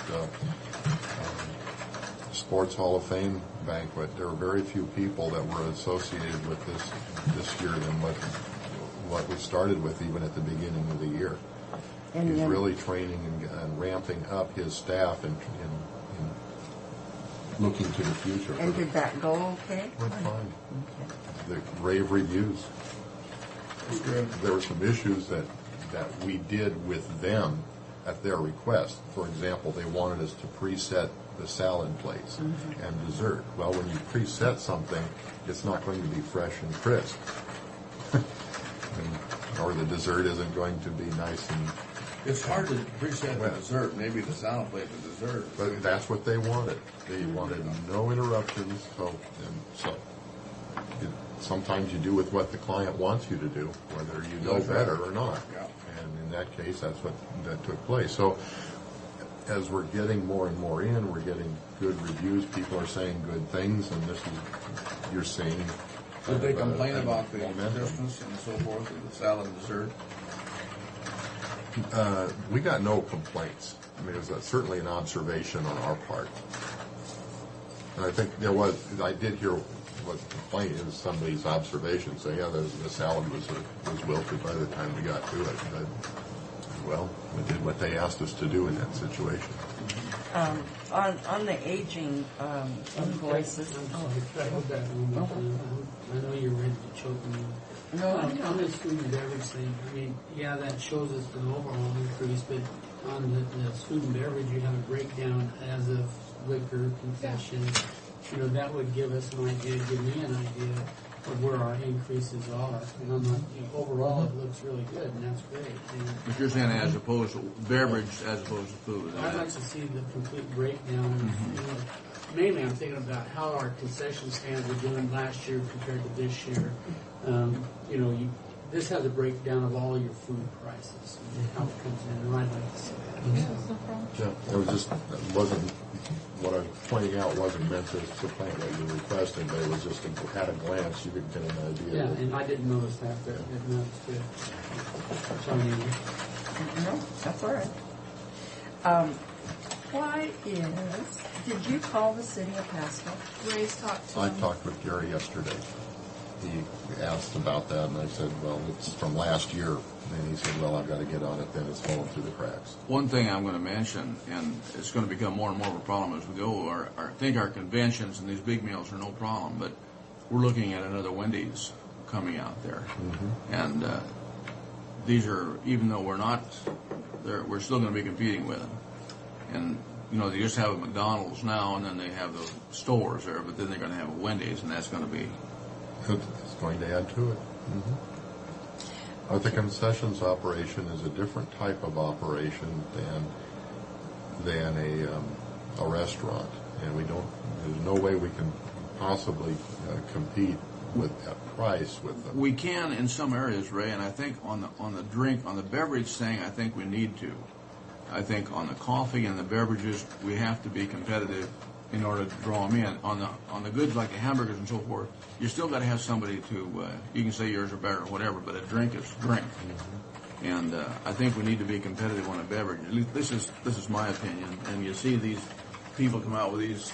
We don't have to do that, but we still have to put them down to where they're somewhere comparable to what those others are. And those are quick items and don't take any preparation or limited. Limited. Yeah. There is some. You know, Ray, what was it, about a month or so ago, I was out talking to you with that, and you were going to probably just slip through the cracks, but you were going to give us a price comparison with what yours are. Because I went out and looked at it, I looked at tracked prices on the concessions, and to me, they didn't seem out of line to the rest of the restaurants around the area. So I asked Ray if he would put together a I haven't comparison. done that. I have not done that. But I think visually I have in mental notes, but I haven't written them down. Well, I think that would help. That would help here because we're just talking about it. But if you say these are my concession prices, this is McDonald's, this is Wendy's, this is whatever around there, and even then you can bring it in and they can look at the numbers rather than just. But I think $1 is too much for coffee. Now, some of these places charge $1, charge more than $1. I think King City charges $1.25. But I think we're in there for a different purpose. And King City and these other restaurants are not in the fast food business. And we kind of got to disregard them in the comparisons and keep in line with what McDonald's and some of them are doing as far as our drinks. I think in order to keep people there and keep people there with their kids.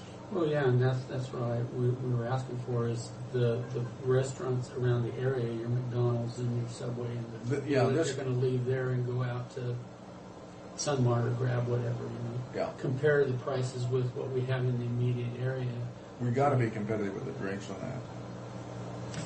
that. And coffee draws people in. If they sit and drink a cup of coffee, then they'll perhaps buy something else.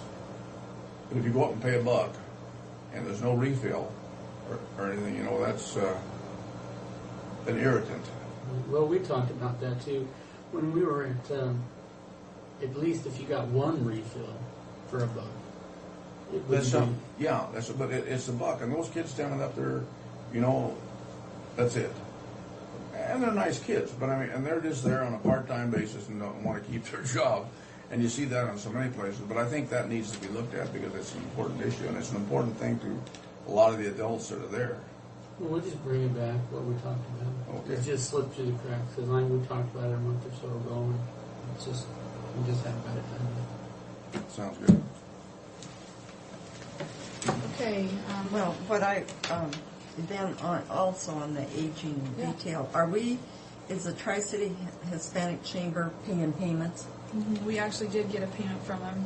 Because that seems lower It than is it lower. was They like. paid half of it, Oh, okay. so, but it is in collection. We felt we would collect probably in the Tri-City And Chamber. is there a reason for the Titans, they're not paid since January? They They have been making payments. They have been making payments, yeah. That was, I think that it's again another situation where they're waiting for their money, their sponsorship money to come in to finish paying that off. So they're making $500 payments. And are we doing anything with Orwa? I mean, It's all in collections. Or but what? I meant Orwa. they're not paying anything? No. That's bad news. Orwa is not going to happen. We'll never We're not collect that. expecting anything from Orwa. We will get the Titans, What about the possibly New Year's the Eve? Hispanic Chamber. The New Year's Eve, that was from 2000. 2,000, that's not going to happen. You might as well write that off and Orwa off. What's the 2,000 write-off rate? That was I'm not Well, if it's in collections, we might as well just leave it until. that was the J.C.'s in the year 2000 had a New Year's Eve or New Year's event, and You know, we should get on gotten those guys in a hurry because the JCs are really a responsible group. And if someone, it's what they do is they appoint committees and they give so much money to run these functions. And somebody has missed it because the JCs would have paid that. Yeah, I don't know. That was an event before me, I and know the that- name on the account is something else. So. But this is what happens. They come in and they'll bring, the JCs would pay it. Like a Steve And I would still go after the JCs on that. well, they were gone after at the time, and they just didn't pay, and ended up going to collections. There's no sense sitting around waiting. I can't understand that the JCs is not, they're a different kind of group now. I used to be I don't know, JC and I because the remember. JCs isn't even on the contract. So if the Pardon? JCs, I said the JCs isn't even on the contract. It's just this private individual. It wasn't So- JC sponsored then. I don't know what. I don't know. I wasn't My there, recollection, so- it was the J.C.'s came in and wanted to do this, and a person signed it on behalf of the J.C.'s. It's my recollection. Because if the JCs, you know, it's something to remember in the future, if the JCs are on it as JC sponsored, I could almost guarantee we'd Yeah. collect it. Yeah, I don't know. I don't know. I just know that if the JCs weren't on the contract, And I don't understand Henry's Catering. that was for. They came in. I mean, for they're our still boat in show. They're still in business.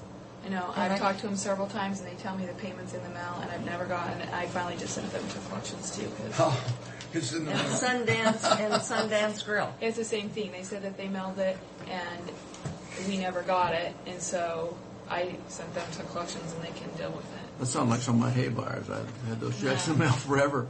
Yeah. Okay, all right. All right. The next page is our projected revenues to our budget. And at the end of April, we had collected $531,732, which is 39.18% of our Now, budget. that, I looked at your parking revenue. That will get some. We haven't had like the Hispanic dances. That's I what know, we give but them. you're, at the end of 4 months, you're Yep, almost at halfway. 50%. And the same way with the box office labor. Yep. And the rental is up too. So, and look at your parking lot rental is 3,400 or 34,000, and we only budgeted 55. So there's some. Now the stalls is way That'll be down. okay because that's horses are a summer event, There, pardon? not a winter. The stalls, the horse events. Well, yeah, Just barely but started. That's where we were last year. very were we up similar. that high last year on the stall rental? I think we ended up a little above that. I think we were right. Well, I think we're about 45, and I think we'll be right around that this year. You think we've, we'll be there? We've lost one or two, and we gained one or two, so It'll balance I think out. It's gonna all balance Is out. all that money in? That should be in almost simultaneously with. Well, we had this month. We've got them. In May, We've had some horse events. Is We've got that- one this weekend, and this Is that summer. reflected, that's not Sorry, reflected. That's not reflected, or May isn't reflected, when you have that quarter horse show and then this one. Yeah, this is through April. so- Okay, yeah, okay, Yeah, that's I think we only had like 1 or 2 events. yeah. up You to answered that my point. question on that. Yeah, I think that's just pretty much the US tips. Yeah. One event. God, those ice revenues are good. Of course, our season, That's half. it's just half, yeah. It'll start We got again. another here. half coming up. Yeah. Okay, so our revenues are 39.18% of our budget. On the next page, our expenses, 538,000 is what we spent so far. That's 33% of our budget. So our revenues are a little higher than what our expenses are of our budget. Do we have any questions? I have another question. All right. If we're done with this. But just, I was just going to ask a question, Fred. Okay. Just our revenues are at 39.18, and our expenses, okay. No, I answered my own question. Basically, that's just saying we're staying within our budget. Yeah, good. No, that's good. I'd like to add to your work duties. Oh, Would you prepare something similar to this on the RV park so we can see where our expenditures are, our revenues are, and how, so we can get monthly reports on how that's doing? I'd like to have Rich come in consistently On that. with the commissioners. Rich needs to come in on that, yeah. Excellent idea. I think just spend time with the RV park. Yeah. No, you're absolutely right. Rich needs to come in on that. Becky, though, is basically handling all the paperwork and stuff on it. And we had talked about that, Fred and I talked about that sign. I guess we talked about the sign that we have out in front there. You know, that's so little it doesn't show anything. And apparently we're restricted. Yes, we are. But how big can a portable sign be? Could we make a bigger portable sign? God, that's terrible. All I know is it's portable, and I don't have the numbers on what the dimensions could be on that. I agree. Why with you. don't we get those and make the biggest portable sign we can put out there? You know, legally, we're not supposed to have a portable sign out there. It's Fred, state- don't complicate what I'm talking about here. We've been battling this from the day you open the doors of track. That state has a 1,500-foot perpendicular corridor along this freeway. But it was a portable sign. They'll tell you to take that portable sign out just as quick as they'll tell They you haven't to told us take to take this one down. Well, they've overlooked it. They've been overlooking it. Well, let's make a bigger Well, one. what about a big sign right by track? Well, actually, you can have the biggest sign you want within 150 feet of the building. So, you know, there you go. And I think that would be up to the city on that. So, I want a sign out there as bad as anybody else. We need to do something here to get that advertised. Well, Because you know what maybe we ought to do? Maybe we ought to, instead of having the American flag up on that big Verizon tower, put RV park.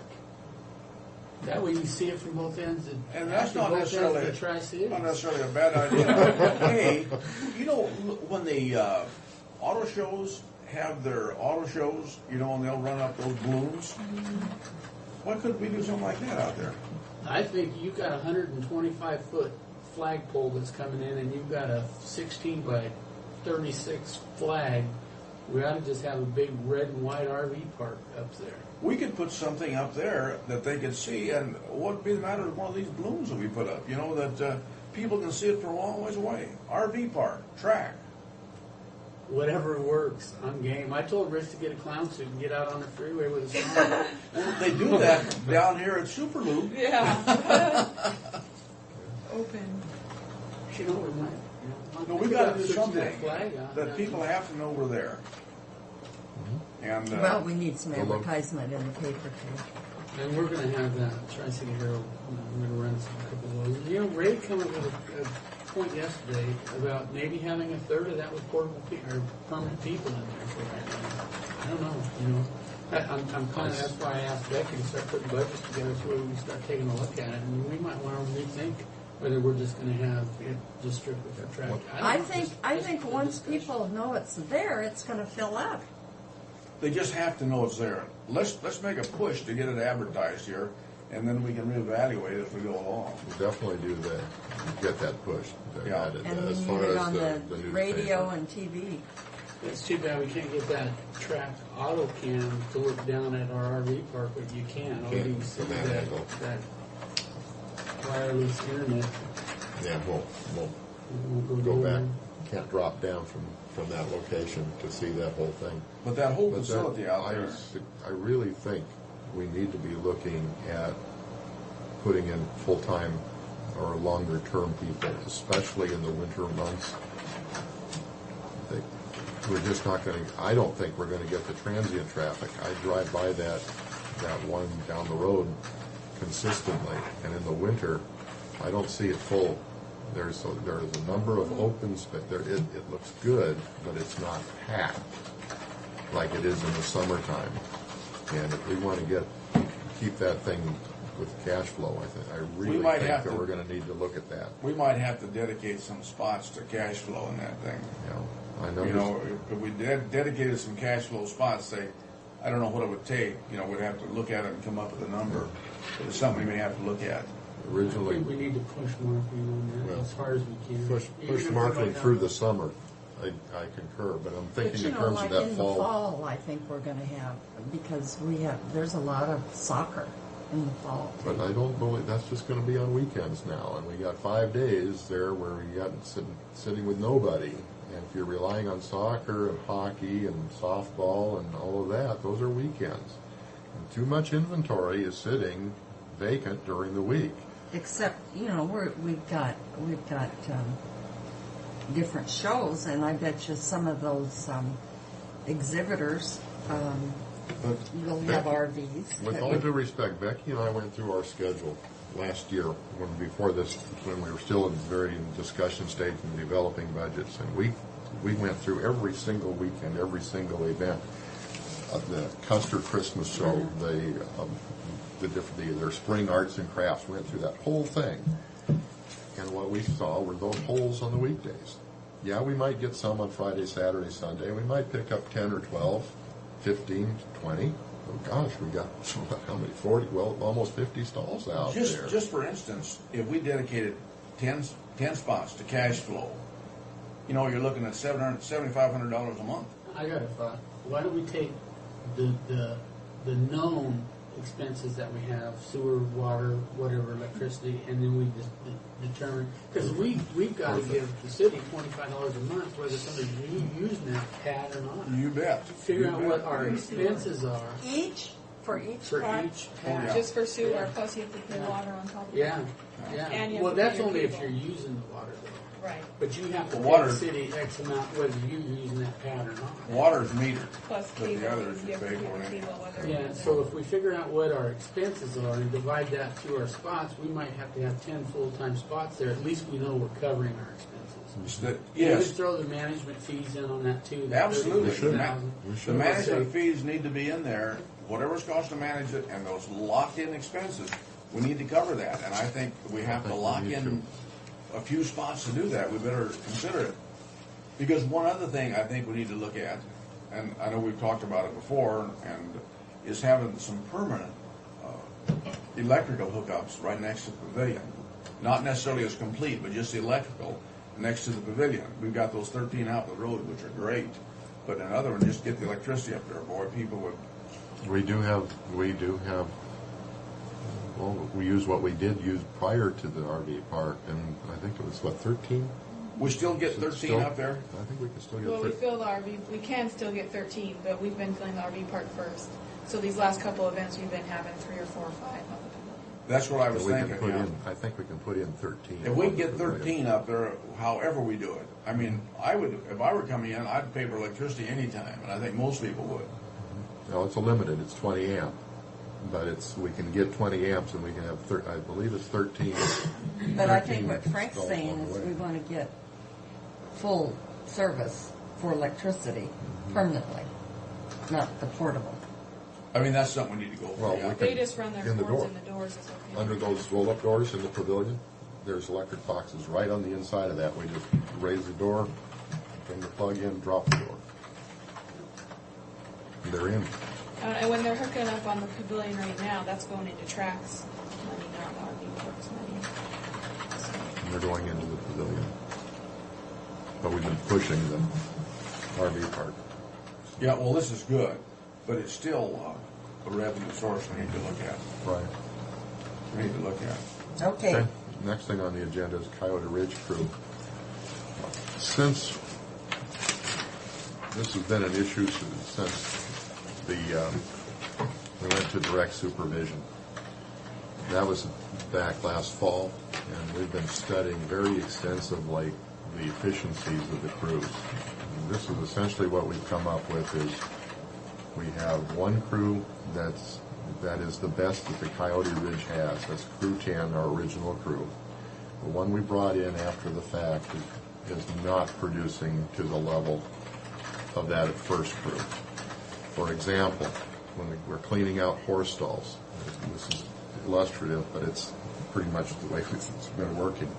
You'll have one person that will clean out 4 stalls in an hour, and you'll have 4 more people that will, maybe 1 stall an hour. Plus, we're paying somebody to be out there with them to monitor them and to try to get them to, hey, come on, stay focused. They're joking and they're just not producing. We feel that because of this, that we're looking at efficiencies every way we can, that we probably would be best if we kept one crew, the best crew, and dropped that and went to part-time people to fill in that labor gap.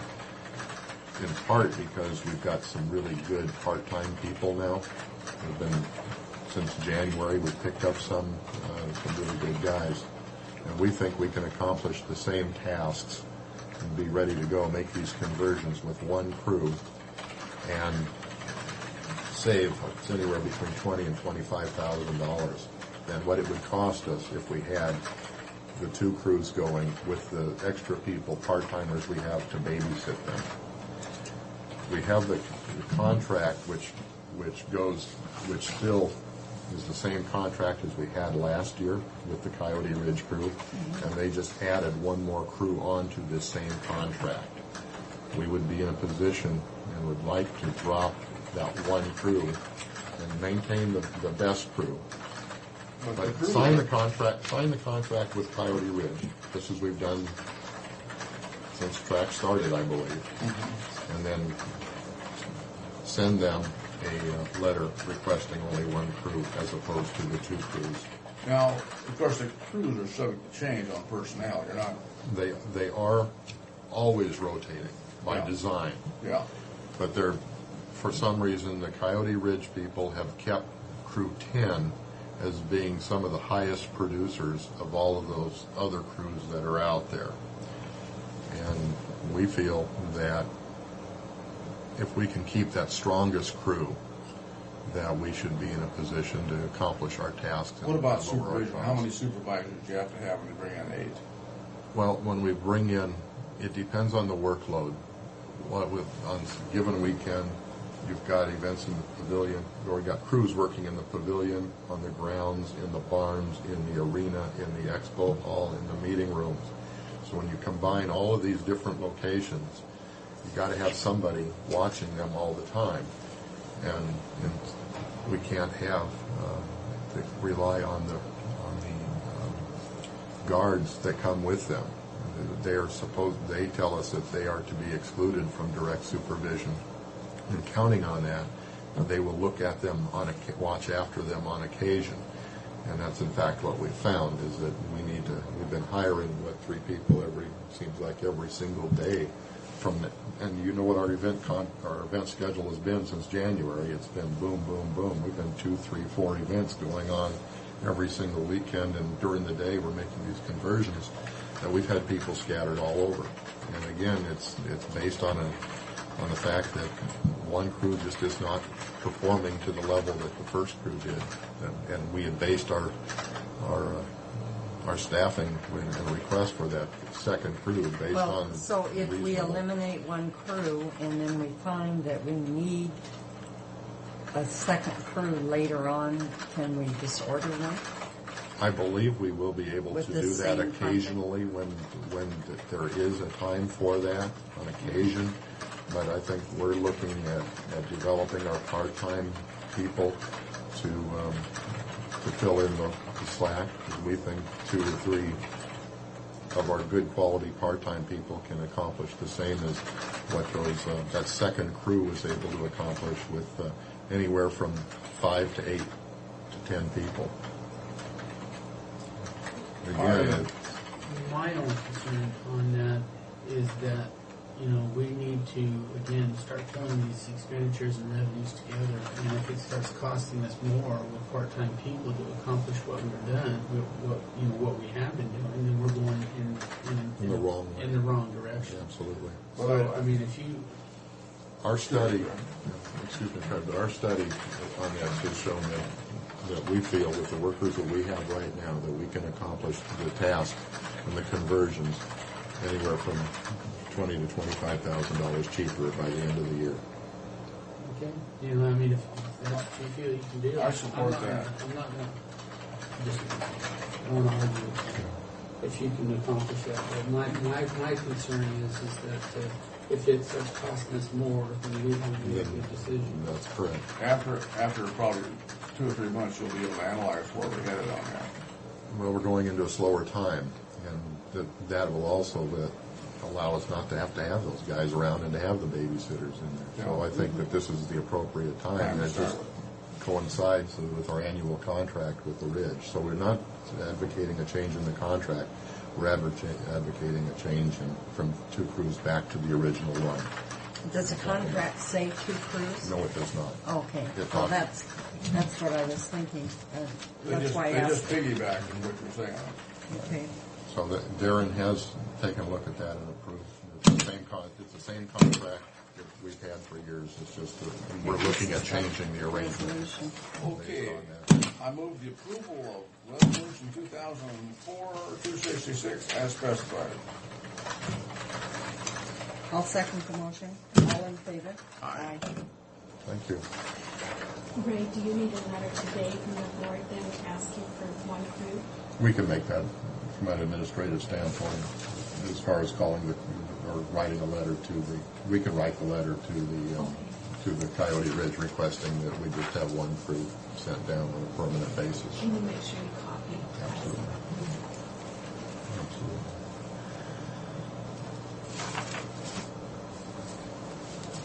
All right.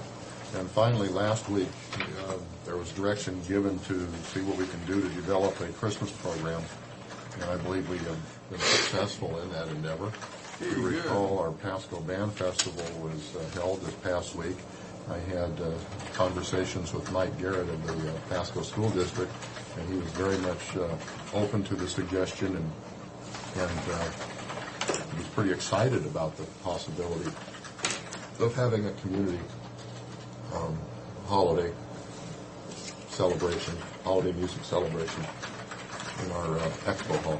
And we have tentatively scheduled the first Saturday of December, I believe it's December 6th, as the day that will take place. That'd be great. Yeah, I think that's nice. And the afternoon or evening function. It could be an all-afternoon into the evening, because if you recall, we've had the kids and this kids' school thing where they've been in our atrium. That would be lumped into the whole thing, is what they're talking about doing, instead of having 2 separate. Put it all, just make a bigger, like not each class do their own thing, but they all come together. Mm-hmm. So, the idea was,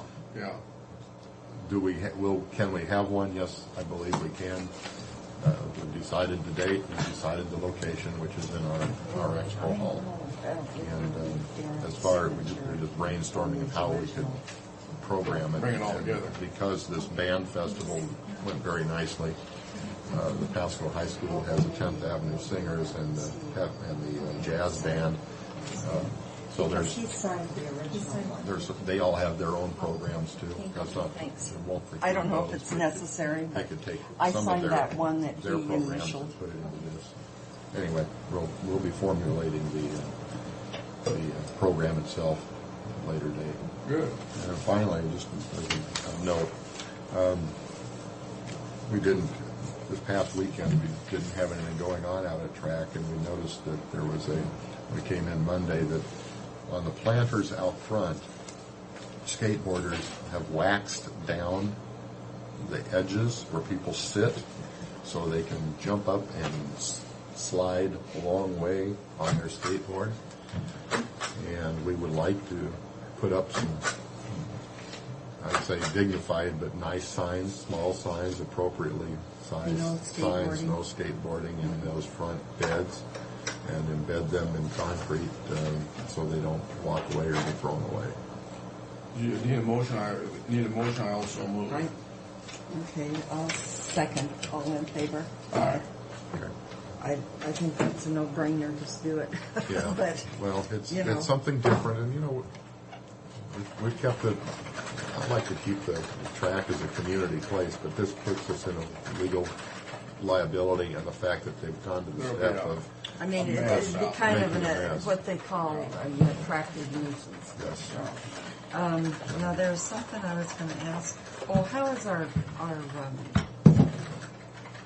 parking lot doing? Actually, it's coming along really well. It looks good, but pardon? Well, they started. If you notice, one section, about a third of it's blacker than the rest. And they were putting the tack coat down. When I went in there last night around 5 o'clock, they weren't there. So I don't know if they're going to do it today with it raining or not. So. Well, what about? It's still raining out now. It was when I came in, but now is it all designed or? It's pretty much designed. Frank called me, wondered how come we didn't pave those dirt areas that are left. Those will all be turned into grass and landscaped and trees and sidewalks and curbs. Yeah. We'll trim it all up. We've got quite a bit of the designs done on that parking lot. Rob is spending his last 2 weeks trying to complete all 3 of the parking lots out there. We're hoping, and I think if the land sale comes through, that we'll be able to do construction and complete it by the end of this construction season. But no, Fred was talking too. We'll have the islands out there. Those will serve as little islands, and little islands in the center. And we're going to put water in that, and if those pipes, the water pipes out there come up in those islands, then we don't have a mess. They'll look just like the track parking lots, where you'll have the center islands basically separate the parking from the drive-throughs. Mm-hmm. So on the drive areas, you'll have the center islands, or the islands that go through. But I think we have estimated over 550 cars to park out there on that 6-acre piece. But I'm assuming that the 2 front parking lots will fill up first before they go to the overflows. Is that our parking lot? It's the county's parking lot. Oh, yeah. Not cities, not shared by the city, any revenues that come through. Now, can the hotel patrons use that parking lot? We're going to allow them to do that, aren't we? The only thing that I've told people out there, because I've had people say, well, what's this? I said, well, it's an overflow, it's a track parking lot. And they said, well, like Gold's Gym, they said, well, is there going to be a big stink if occasionally somebody parks in that they say Gold's Gym? I said, the only thing that's going to be a stink is if these big diesel trucks seem to think that that's an overnight place to sleep. If somebody parks in there from the hotel on occasion, I don't think there would be a problem with it. It might not be a bad idea to sign that thing to that effect. No overnight parking. Yeah, or we could put it, because we'll have overnight parking there, we have it. With the equestrian. Yeah. But, well, that's right. Hotel people. How can we do that? Well, I think we ought to wait until we have a problem and then deal with it. But it has been a facility they have used. I've seen them parked in there quite a bit.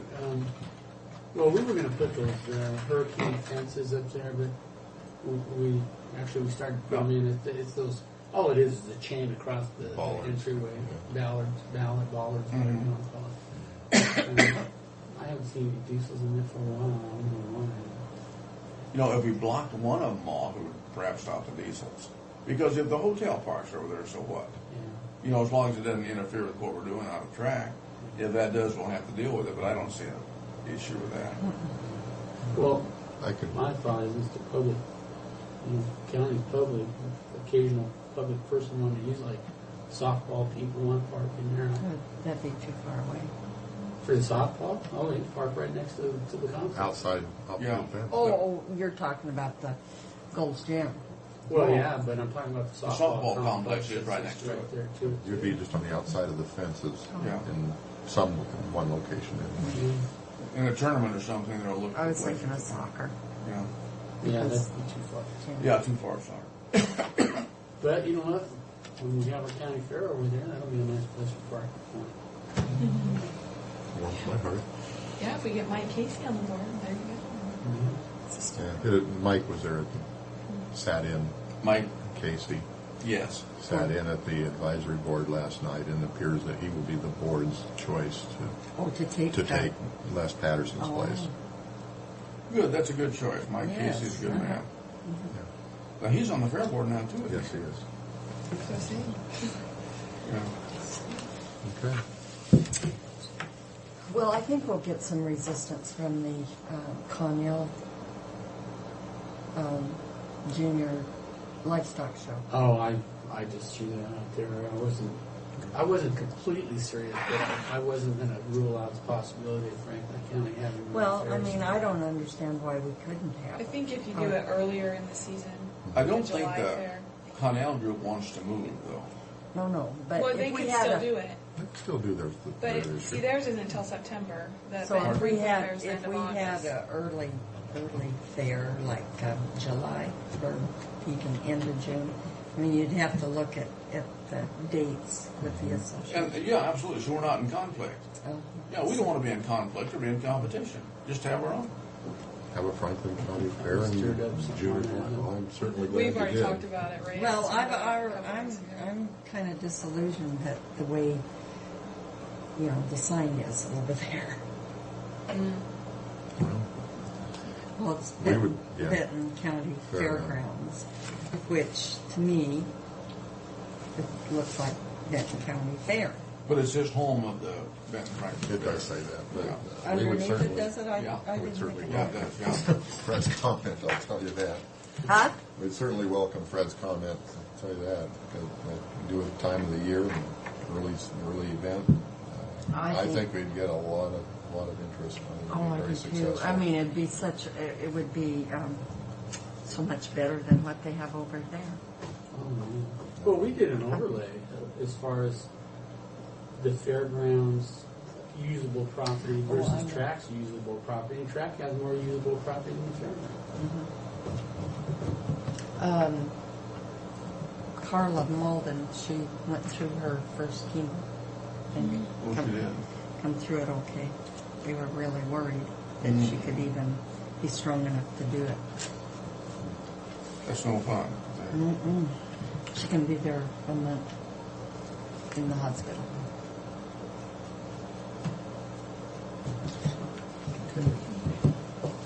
We thank you.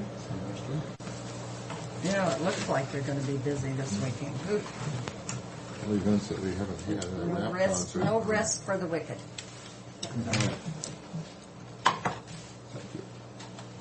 The wicked and county administrators are, some people feel are one and the same, and that's, Well, Nita, I'm going to apologize to you for my frustration yesterday. I was on brain overload. I couldn't even think by the time I had my own charts, and I couldn't even explain it to you. Well, and I couldn't, Now I'm ready to you know, go. and start and what we've spent and what we got Well- left over. you do something so much, you just, everything looks the same after a while, Fred. Yeah. Well, I was I apologize too for, I mean, you guys knew what you were doing, but I didn't. we thought we did. I've got the explanation to it. To me, it's really clear now that I've had a chance to think about this. If you look here, starting up here at this 10 million one, this is what we started with right here. This is the interest earned, the 395,409. So at this point, we have a total fund available of 10,594,198.55. Okay, so if you take it across, this is basically the funds that were budgeted. It says starting balance; it would be the same. This is the budget. This is the 13, the 1,000,003. This is what we spent today. So if you take the 10 million, subtract the 1.3 million, and you go over here to the 9,000,002, that's how much we have as a current balance. But if you go back here to allocated, and I looked that word up yesterday, that's called earmark. Same thing. There's a whole bunch of things that went with it, but really that's how much money we have left to spend in that line. So if you add the 9.2 and the 1.3, you come up with the 10.5. So basically what it's telling me here is that this is in this allocated expense, this is how much money we have left in these lines that we have committed to spend towards that budgeted number. So again, the starting and the actual, if you subtract, the actual from the starting, that will give you your current balance. But these are obligated funds that are here. These are committed to the budget. And our construction, basic construction bid was what? 9,200,000 plus, yeah. 9,000,002. It was 9.2 is what it was. So that was the low bid on this. So yesterday, what I was trying very hard to do was I did not want to forget anything, because anything we forget, it's going to catch us. And so we were going through everything, trying to remember, everything. And so we've kind of built on this since then. So I called Brian yesterday and I said, you got $7,800,000 and that includes tax. You get the project down to that, because this is all the money that we have right now. So with that $7,800,000, we have a contingency of 10%. Now, it doesn't look exactly like 10% in there, but tax, we didn't put a contingency on the tax. But we did. And that's not sure. So anyway, we got $7,800,000, but we also have about $775,000 extra over and above our construction. But we built a contingency in there too of $171,000. So with that contingency above the change orders, we really have about almost $940,000 set aside for anything that comes up as a surprise. And then we have the architect's fees, which I was doing yesterday, because every time this number changed, I had to adjust all the architect's fees and everything else because of the percentages that went through there. So I was just frazzled by the time you showed up yesterday.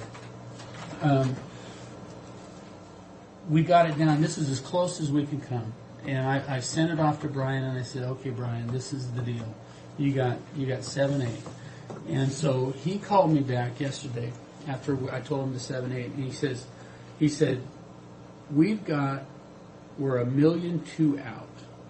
He says we have identified approximately $600,000 that we can cut out of the project without it being visual to the public. But the remaining $600,000, anything that you cut from there is going to start taking away from the project itself. The only kicker is these aren't hard figures yet. That's right. They're not hard figures. These are where he's at from what he's talked about. He's sent all of these cuts back to the architect or to the subcontractors and the contractor lighting. And as soon as those numbers get put together, he's going to come in here, lay out the plans, lay out the cuts, the costs, and let the board decide what they want to do at this point. If we get money from the city, possibly, can we add that? Well, let's go ahead and let him finish this, Neva. Okay. Actually, Frank came up with a great idea today. So let's just say Brian's numbers are right. You've got $600,000, so now we need to come up with $600,000. We've got, if nothing else, we have this contingency. That still leaves this 10% change order. So if we're at 6, then you take this 180,000. So you're at 5, you're at 420, right? Now you're out $420,000. If we gamble on this change order, now this is Frank's idea, which I think is a great one. we just say, okay, we're going to go ahead and take the project the way it is. If we get that cut down the way it's being explained out, we'll gamble on that change order to where we can go through legislation next year, make up that. Maybe we're not going to have to spend this full 10. Maybe we're only going to have to spend half of that, which would put us right within grafting this. And we don't have to touch another thing. We can go ahead and do that right now. If the city comes through with their money, that can go right back into that pot. And if worst comes to worst, then if there are other available monies in the rainy day fund or whatever it is, the land sale, if you have to go there, you at least have that option. But That's it's not our last committed. choice. That's our last choice, and we can go ahead with the project without making a bunch of cuts, other than what Brian comes in and we can look at those. Yeah, because I would I don't want to cut the golden gilding. I don't well, want that to cut gilding that. is not added in here, but that's something that again we can gamble on that change order stuff. But when he comes in and he lays it all out, and I said, well, maybe it'll be Monday next week or Wednesday, and he said it might even be the following week. It needs to be when Sue's here, and that'll be absolutely. So I think that's about the most practical thing I think. And- I think we can I- hit those two accounts and not hurt us now. And period. I feel talking with Mike Mike, Hewitt. he was very positive. He said, well, I can't do anything now. And he said, and it depends on if there's going to be a change, in leadership. But he said, I can't believe that we wouldn't. Well, also we do have something. the city as an option there too, Neva. Yeah. On that, and this we can go ahead and do this based on the fact that we accept what he wants to do, and that's $600,000. It doesn't change anything, and we're all agreeable to it. We can go ahead with that now, and we're not taking anything, and we're not betting on the come. We got it. We can go with it, and I feel comfortable with that myself. I do too. And because we have a 10% in there, we don't know. Anything can happen on that. But if we're going to gamble on the 10% to at least give us the time we need. But and if we gamble and lose, we still have. We can still cover ourselves. We still have money to cover ourselves.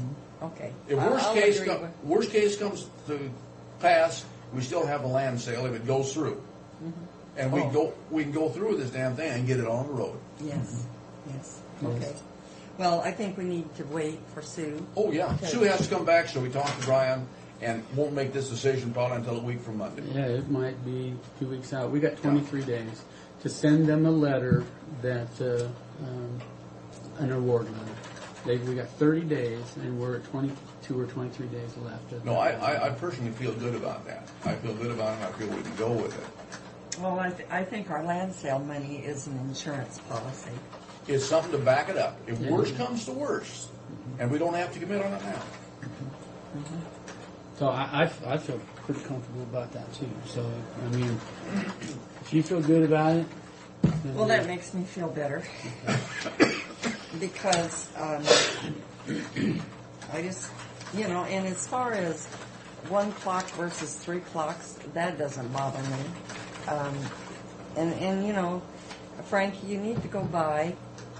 Fred went by the Tri-City Herald and looked at that copper. That's what he was saying, and that it's looks beautiful. And so maybe you go by and look at that, drive by Canal Drive there and just, it is absolutely gorgeous. I'll get by And that me tomorrow. looking at it, I wouldn't know that it wasn't real. And what difference does it make? As long as you get the colors, what you're after. And then Brian's talking about, it won't weather with the building. And I said, well, actually, I like copper rather than the green when it turns green. I hate that color. I hate that one. Well, you get the and the green. one over at South Bend is all green. we'll take your word for it. Yeah. And then you look at City Hall, the little bit of copper they put, over their doorways and stuff, it's already turning. And to me, I think the copper looks nice. But now, these are choices we can make, and if this is what we decide and to I do, don't think the general public will even or care, know, or or care, care. or care. But any choices we make, that's what we want to do. That can go back in these areas right here. Yeah, and it's a lot cheaper. Damn right. Yeah. I don't think I like the idea of brass. Oh, that on that gilding. Uh-huh. This second sheet here, this is that move in and move out sheet, and as you can see right here at the bottom, we have $55,811 left in there. You know, if you go to the auditors, we have about $1,000 left in there. We think that may be extra money. The courtroom portables, we pretty much have that $10,681 committed. The move in, move out, I left $40,000 in there to move back. It cost us about $33,000 to move over here, so I left $40,000 to go back. Utilities, we think we've got about $4,000 left in there, but we pretty well took all of the extra money out of here and moved it into that contingency. So that $171,000 It's from came out. Well, it's part of it came out of here. We went through all of it, trying to identify any funds that we had. What are we going to do in regard to that courtroom? Are we going to try to make it permanent? I don't know. We haven't, really haven't gone to that point yet. Well, the thing of it is, we spent a lot of money, fixing it, and we're going to need that courtroom. Well, the reason being is we're not gaining anything by our remodel. We're still going to be just two courtrooms. That's true. And I think to keep the wear and tear out of our new courtrooms, I don't want district court and superior court. I mean, municipal using those beautiful courtrooms because there's a lot of vandalism within. The new courtroom looks nice inside, it's ugly outside. Well, that's what I mean. Yeah. We're going to have to go through the city and see about doing the facade and all of that.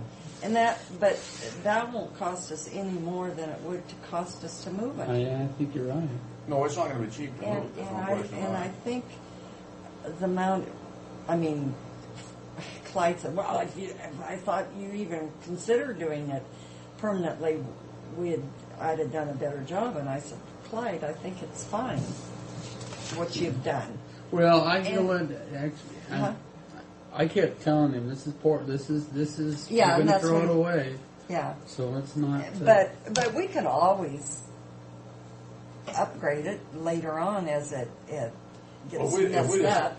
If we decide to make it permanent, I don't see that as any big issue. I don't either. I think it's a heck of a lot better than our little old courtroom upstairs that they got. That's no big issue. It's already sitting there. We just got to make it look better if we decide to do that. And I think Neil's got a good point. It's not going to cost any more to fix the outside of it and make it look good as it is to move it. Then to tear it down and move it, that's not going to be cheap. No, and then to reset it out anywhere else, it'd be cheaper to leave it there. You might not have a spot to set it on out there. Well, we was thinking about moving it in between track, those two back doors, but you could build something about as cheap as you can move that out of there. Yeah, it's not. It's worked out for us, but I'm sure another move would be the best way to go. But it's something to think about because we may not have an option, but we can look at it certainly. I mean, the city might not allow us to. The city might.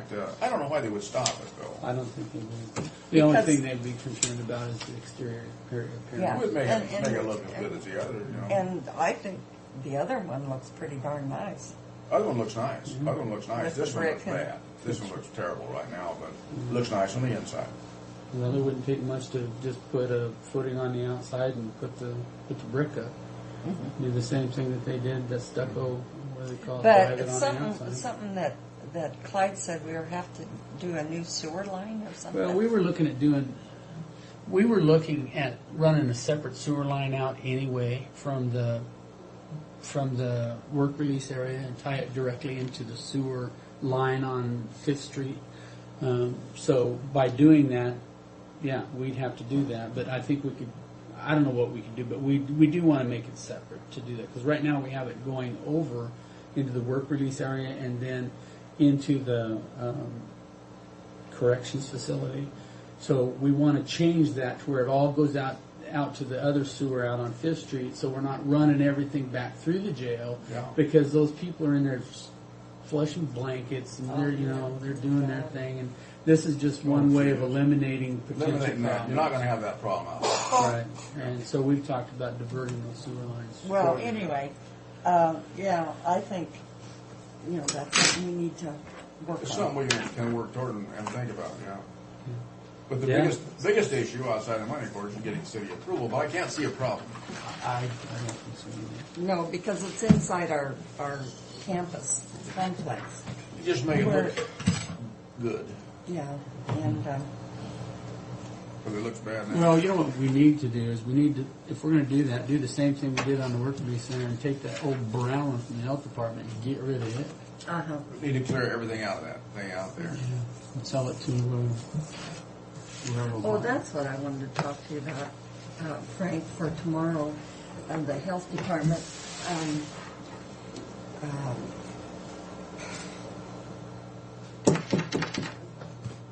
Max Bennett was so positive about On that. getting a building for Richland, and that Benton County would float the bonds for it because they have the capacity.